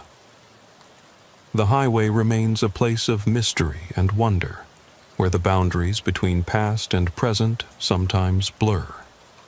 Somewhere out there, Walter Morrison and countless other drivers continue their eternal watch over the roads they knew so well, offering guidance and protection to the living drivers who follow in their tire tracks. And sometimes, if you're listening carefully to Channel 19 on a dark night when the weather is turning bad, you might hear old Walter's voice offering the kind of road wisdom that only comes from drivers who understood that trucking was about more than moving freight. It was about taking care of each other on the long journey home. Safe travels, driver. Keep your eyes on the road, your hands on the wheel, and your ears tuned to the voices of experience that echo across the highways of America. Because in trucking, no one drives alone, and the best drivers never really retire. They just find different ways to keep watch over the road they loved. But my story with the ghost drivers of Magnolia Travel Plaza was far from over. 3 months later, in June 2024, I found myself running another high-value pharmaceutical load from Los Angeles to Atlanta, taking a route that would once again pass through Louisiana. Despite my earlier experience, or perhaps because of it, I felt drawn to investigate whether the mysterious truck stop still existed and whether Walter Morrison and his fellow drivers were still there.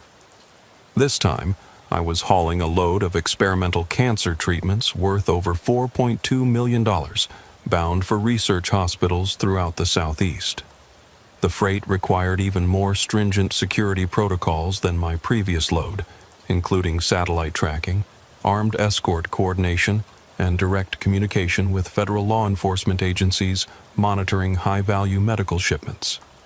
The load had originated from Prometheus Pharmaceuticals in Los Angeles, a cutting-edge biotechnology company that specialized in developing breakthrough treatments for terminal illnesses.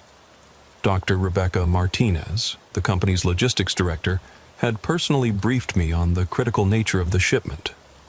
"Betty, these medications represent years of research and clinical trials. There are cancer patients in Atlanta, Birmingham, and New Orleans whose lives depend on receiving these treatments within the next 72 hours. We've chosen you because of your impeccable safety record and reputation for handling sensitive cargo." The delivery schedule was extremely tight.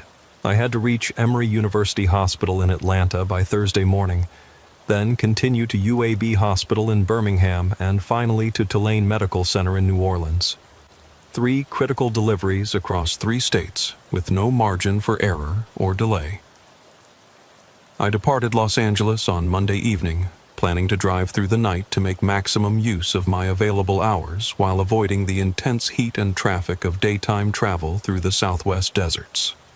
My Kenworth was running perfectly, and I'd spent the afternoon before departure performing a comprehensive pre-trip inspection and maintenance check. The route would take me east across California, through Arizona and New Mexico, then southeast through Texas and Louisiana before turning northeast toward Georgia. Approximately 2,400 miles that I could cover in 5 days while maintaining full compliance with hours of service regulations and security protocols. Tuesday took me across the Mojave Desert and through Arizona, where I stopped for fuel and my mandatory rest break in Flagstaff. The mountain air was crisp and clean, providing a refreshing contrast to the smog and congestion of Los Angeles. My refrigeration unit was maintaining perfect temperature control, and all monitoring systems showed optimal performance. Wednesday brought me through New Mexico and into Texas, where I made excellent time across the vast expanses of desert and ranch land. The landscape was stark but beautiful, with endless horizons that reminded me why I'd fallen in love with long-haul trucking 3 decades earlier. I spent Wednesday night at a truck stop in Beaumont, Texas, planning to cross Louisiana on Thursday morning. Thursday morning, as I was preparing to enter Louisiana, I made a deliberate decision to take the same route that had led me to Magnolia Travel Plaza 3 months earlier. I told myself it was because the routing had been efficient and had helped me avoid traffic delays, but the truth was that I needed to know whether my earlier experience had been real or imagined. I programmed my GPS to follow the same state highway through rural Louisiana, telling myself that I was simply conducting an experiment in route efficiency. If the truck stop didn't exist, I would know that my previous experience had been some kind of hallucination or stress-induced episode. If it did exist but operated as a normal commercial facility, I could put my concerns to rest and focus on my delivery schedule. But if I encountered the same anachronistic conditions and ghostly drivers, I would have to accept that I'd stumbled into something that existed outside normal reality. The state highway led me through the same beautiful countryside I remembered from my previous trip. Moss-draped cypress trees, small farms, and historic buildings that spoke to Louisiana's rich cultural heritage. The landscape felt familiar, yet somehow dreamlike, as if I was driving through a memory rather than current reality. Around 11 a.m., I reached the location where Magnolia Travel Plaza should have been. What I found there made my hands shake on the steering wheel and my heart pound in my chest. The truck stop was exactly as I remembered it. Clean, well-maintained, busy with traffic from dozens of vintage trucks. The fuel islands were operational, the restaurant was open, and drivers were moving around the property with the purposeful efficiency of professionals conducting their business. But now I knew that, according to historical records, this facility had been demolished nearly 20 years ago.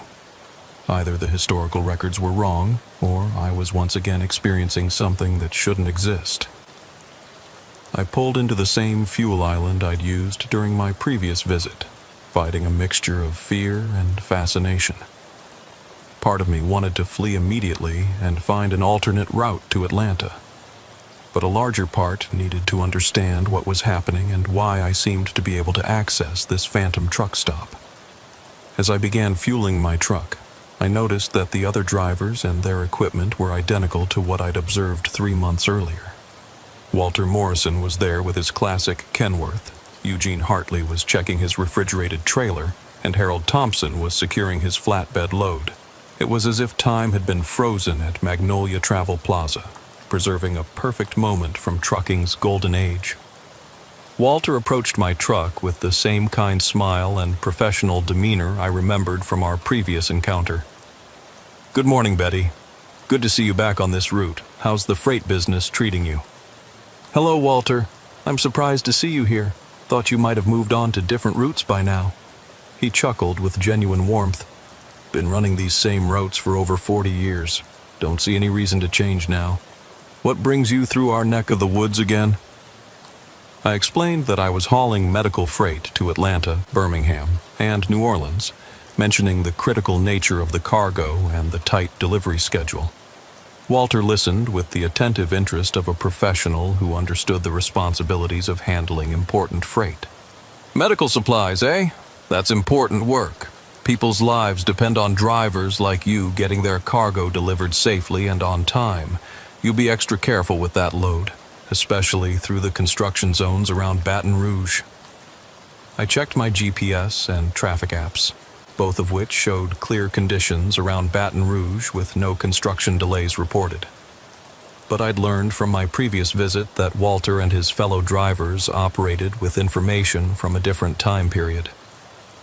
"Walter, can I ask you something? What year do you think it is?" He looked at me with mild confusion. "June 15th, 2006, of course. Why do you ask?" The same temporal displacement I'd encountered during my previous visit. Walter and the other drivers seemed to be trapped in 2006, unaware that nearly 20 years had passed since then. "Walter, I need to tell you something that might be difficult to hear. Today is June 15th, 2024. It's been 18 years since 2006. His expression shifted to one of kind concern. "Betty, I think you might be more tired than you realize. Long hauls can affect your perception sometimes. Maybe you should rest here for a while before continuing your trip." I decided to try a different approach. "Walter, can you tell me about your family? Do you have anyone waiting for you at home?" His face lit up with pride and affection. "My wife Margaret and I have been married for 46 years. Got 2 sons who are both in the trucking business, and 4 grandchildren who think their grandpa hung the moon. Margaret worries about me being on the road so much, but she understands that this is what I do." The warmth and specificity of his response suggested that Walter's family relationships were real and important to him, even if his perception of time was frozen in the past. I wondered whether his wife and children knew about his continued presence at this phantom truck stop, or whether they had mourned his death and moved on with their lives. "Do you get to see them often?"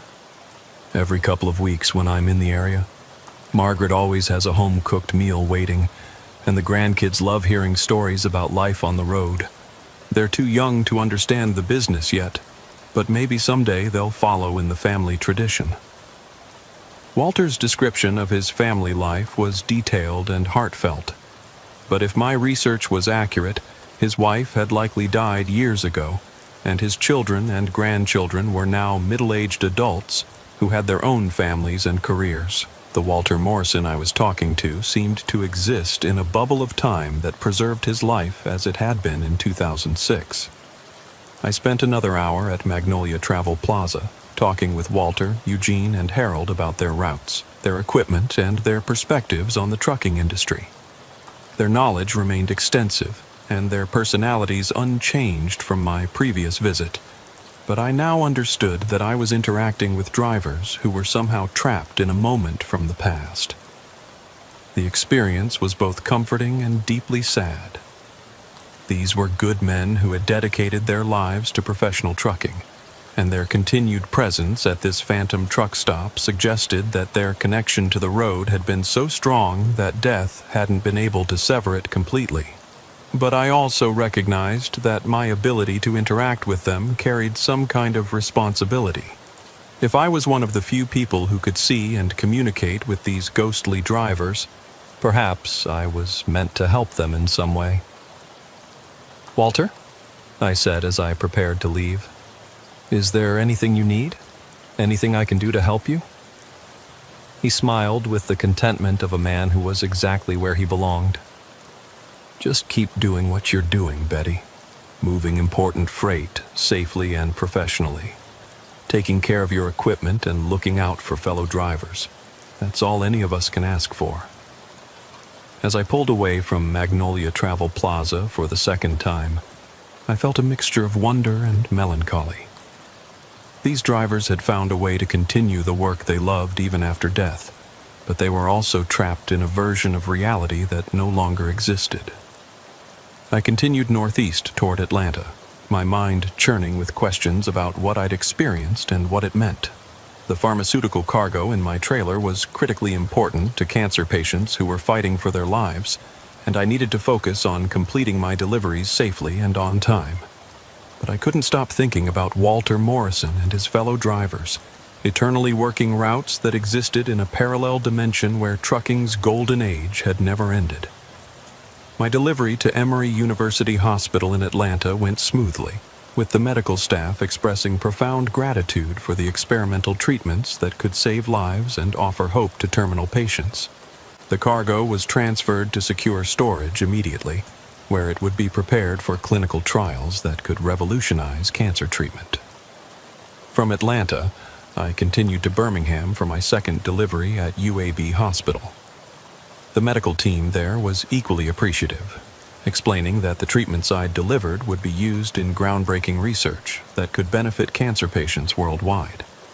My final delivery in New Orleans at Tulane Medical Center completed the shipment successfully, with all cargo delivered on time and in perfect condition. The 3-day journey had been professionally satisfying, knowing that my work was directly contributing to medical advances that could save lives. But as I prepared to deadhead back to Los Angeles for my next load, I made another decision to return to Magnolia Travel Plaza. I needed to understand more about what was happening there and whether there was anything I could do to help Walter and his fellow drivers find peace. This time, when I arrived at the truck stop, I was greeted by a new driver I hadn't met before. She was a woman in her 50s with graying hair and the confident bearing of an experienced professional. "You must be Betty," she said, approaching my truck with a warm smile. "Walter told me about you. I'm Dorothy Henderson. Been driving for 38 years. Most folks call me Highway Dorothy." "Nice to meet you, Dorothy. What kind of freight do you run?" "Household goods, mostly. Help families move from one part of the country to another. Not glamorous work, but it's honest and it serves a real need. People depend on drivers like us to transport their most precious possessions safely." Dorothy's knowledge of trucking was as extensive as the male drivers I'd met, and she spoke with the authority of someone who had succeeded in a profession that was still predominantly male. But like Walter and the others, her perception of current conditions seemed to be frozen in the past. "Dorothy, when did you start driving professionally?" 1988. Learned on my husband's truck after he was killed in an accident. Had to support my 3 children, and trucking was the only skill I had that could provide a decent living. Her story was heartbreaking but inspiring.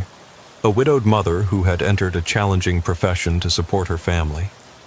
The determination and courage required for such a transition spoke to the strength of character that had defined many women in trucking. How did your children handle you being on the road so much? It was difficult, especially when they were young. But they understood that I was working to provide for them and give them opportunities I'd never had. All 3 graduated from college, and they've got good careers now. They're proud of their mother, even if they worried about me on the road. Like Walter's description of his family, Dorothy's account was detailed and emotionally authentic. But if she was deceased, like the other drivers at Magnolia Travel Plaza, her children were now adults who had built their own lives after mourning their mother's death. Dorothy, what's the most rewarding aspect of trucking for you? The independence and the variety. Every load is different, every route offers new scenery, and you meet interesting people along the way. But most of all, it's the satisfaction of completing important work professionally. People trust you with their possessions, their livelihoods, their dreams. That's a responsibility I've never taken lightly. Her perspective on trucking reflected the values that had always defined the best professional drivers: responsibility, integrity, and pride in honest work. These were timeless qualities that transcended changes in technology, regulations, or industry structure. I spent several hours at Magnolia Travel Plaza, talking with Dorothy and the other drivers about their experiences, their families, and their perspectives on trucking.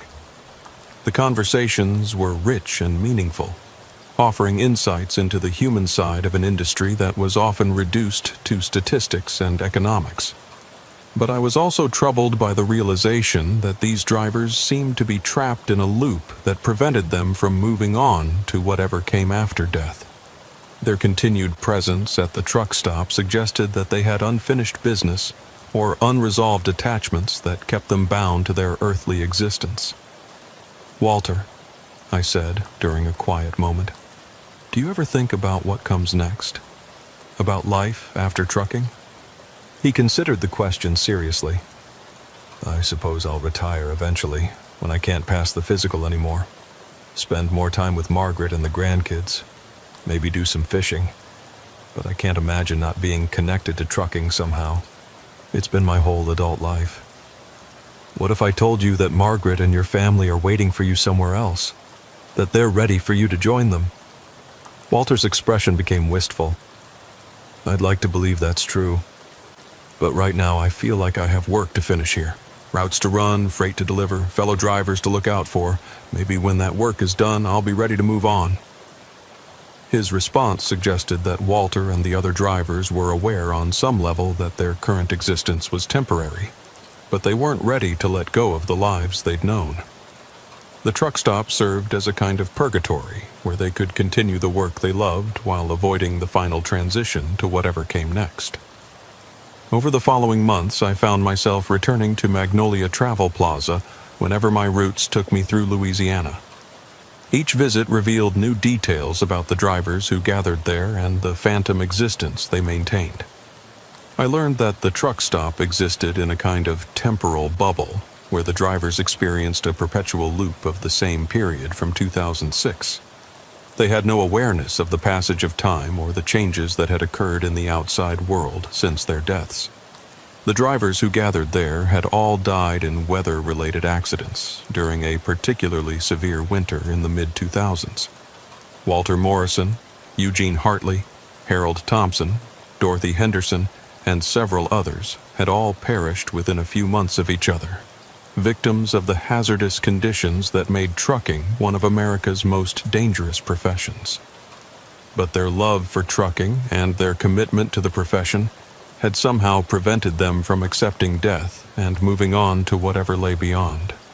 They remained trapped in a version of reality where they could continue the work they'd known, but cut off from the natural progression of time and life. I began to understand that my role was not just to observe this phenomenon, but to help these drivers find the peace that had eluded them since their deaths.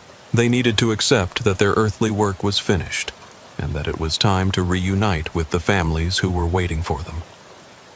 The breakthrough came during my 6th visit to Magnolia Travel Plaza in December 2024. I arrived to find Walter sitting alone in the restaurant, staring out the window at his truck with an expression of profound sadness. "Walter, what's wrong?" He looked up at me with tears in his eyes.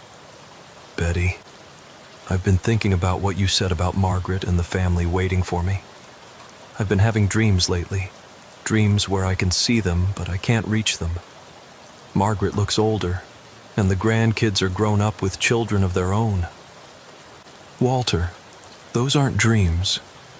They're memories of how things really are. Your family has aged and changed since you died, but they're still waiting for you." "I know," he said quietly. "I think I've known for a while now, but I was afraid to admit it because it would mean letting go of everything I've been. What you've been doesn't have to end. The love you have for trucking, for your family, for helping other drivers, that's eternal. But you don't have to stay trapped here to preserve it." Walter nodded slowly.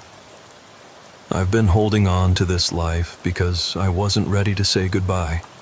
But staying here isn't really living, is it? It's just avoiding death. Your family loves you too much to want you trapped in this limbo. They want you to find peace and join them where they are." Over the next hour, I had similar conversations with Eugene, Harold, Dorothy, and the other drivers at Magnolia Travel Plaza. Each one had begun to sense that their current existence was artificial, and that they needed to let go of their earthly attachments to find true peace. The process of helping them accept their deaths and prepare for transition was emotionally exhausting but deeply meaningful. These were good people who had lived honorable lives and deserved to find rest after their long years of service to the trucking industry. As the sun set on that December evening, the drivers of Magnolia Travel Plaza began to say their goodbyes. They thanked me for helping them understand their situation and for giving them the courage to move on to whatever came next. Walter was the last to leave. He walked around his beloved Kenworth one final time, running his hands over the chrome and checking the tires with the thoroughness of a professional who had always taken pride in his equipment. "Thank you, Betty," he said, embracing me with the warmth of a father saying goodbye to a daughter. "You've given us the greatest gift possible, the chance to finally go home. Safe travels, Walter. Give my regards to Margaret and the family." He smiled with genuine joy for the first time since I'd known him. "I will. And Betty, remember what I told you about taking care of fellow drivers. That responsibility doesn't end just because we're gone." As Walter walked away from his truck toward a light that seemed to come from nowhere and everywhere simultaneously, I felt a profound sense of peace and completion. The drivers of Magnolia Travel Plaza had found the rest they deserved, and I had played a small part in helping them reach their final destination. The truck stop faded around me as the last driver disappeared into the light, leaving me alone on an empty stretch of Louisiana highway. When I checked my GPS, I found that I was parked on the shoulder of a rural road with no truck stop or any other facility in sight. But I wasn't afraid or confused.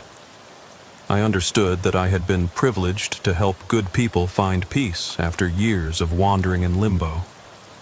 The experience had changed my understanding of life, death, and the connections that bind us to the work we love and the people we care about.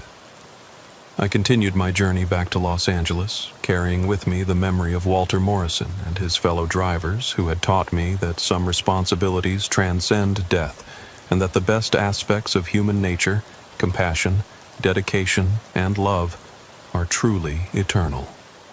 The highway stretched ahead through the darkness, illuminated by my headlights and the knowledge that somewhere beyond the visible horizon, good drivers had finally found their way home. And I knew that whenever I faced challenges or difficulties on the road ahead, I would remember Walter's words about taking care of fellow drivers and honoring the traditions that make trucking more than just a job. In the end, Magnolia Travel Plaza had been a way station not just for ghostly drivers seeking peace, but for a living driver learning about the deeper meanings of the profession she had chosen. The Phantom Truck Stop had taught me that trucking is about more than moving freight. It's about service, community, and the eternal bonds that connect all who answer the call of the open road. Safe travels, Walter. Safe travels to all the drivers who have gone before us and all who will follow. The highway continues, and so does the watch we keep over each other on the long journey that never truly ends.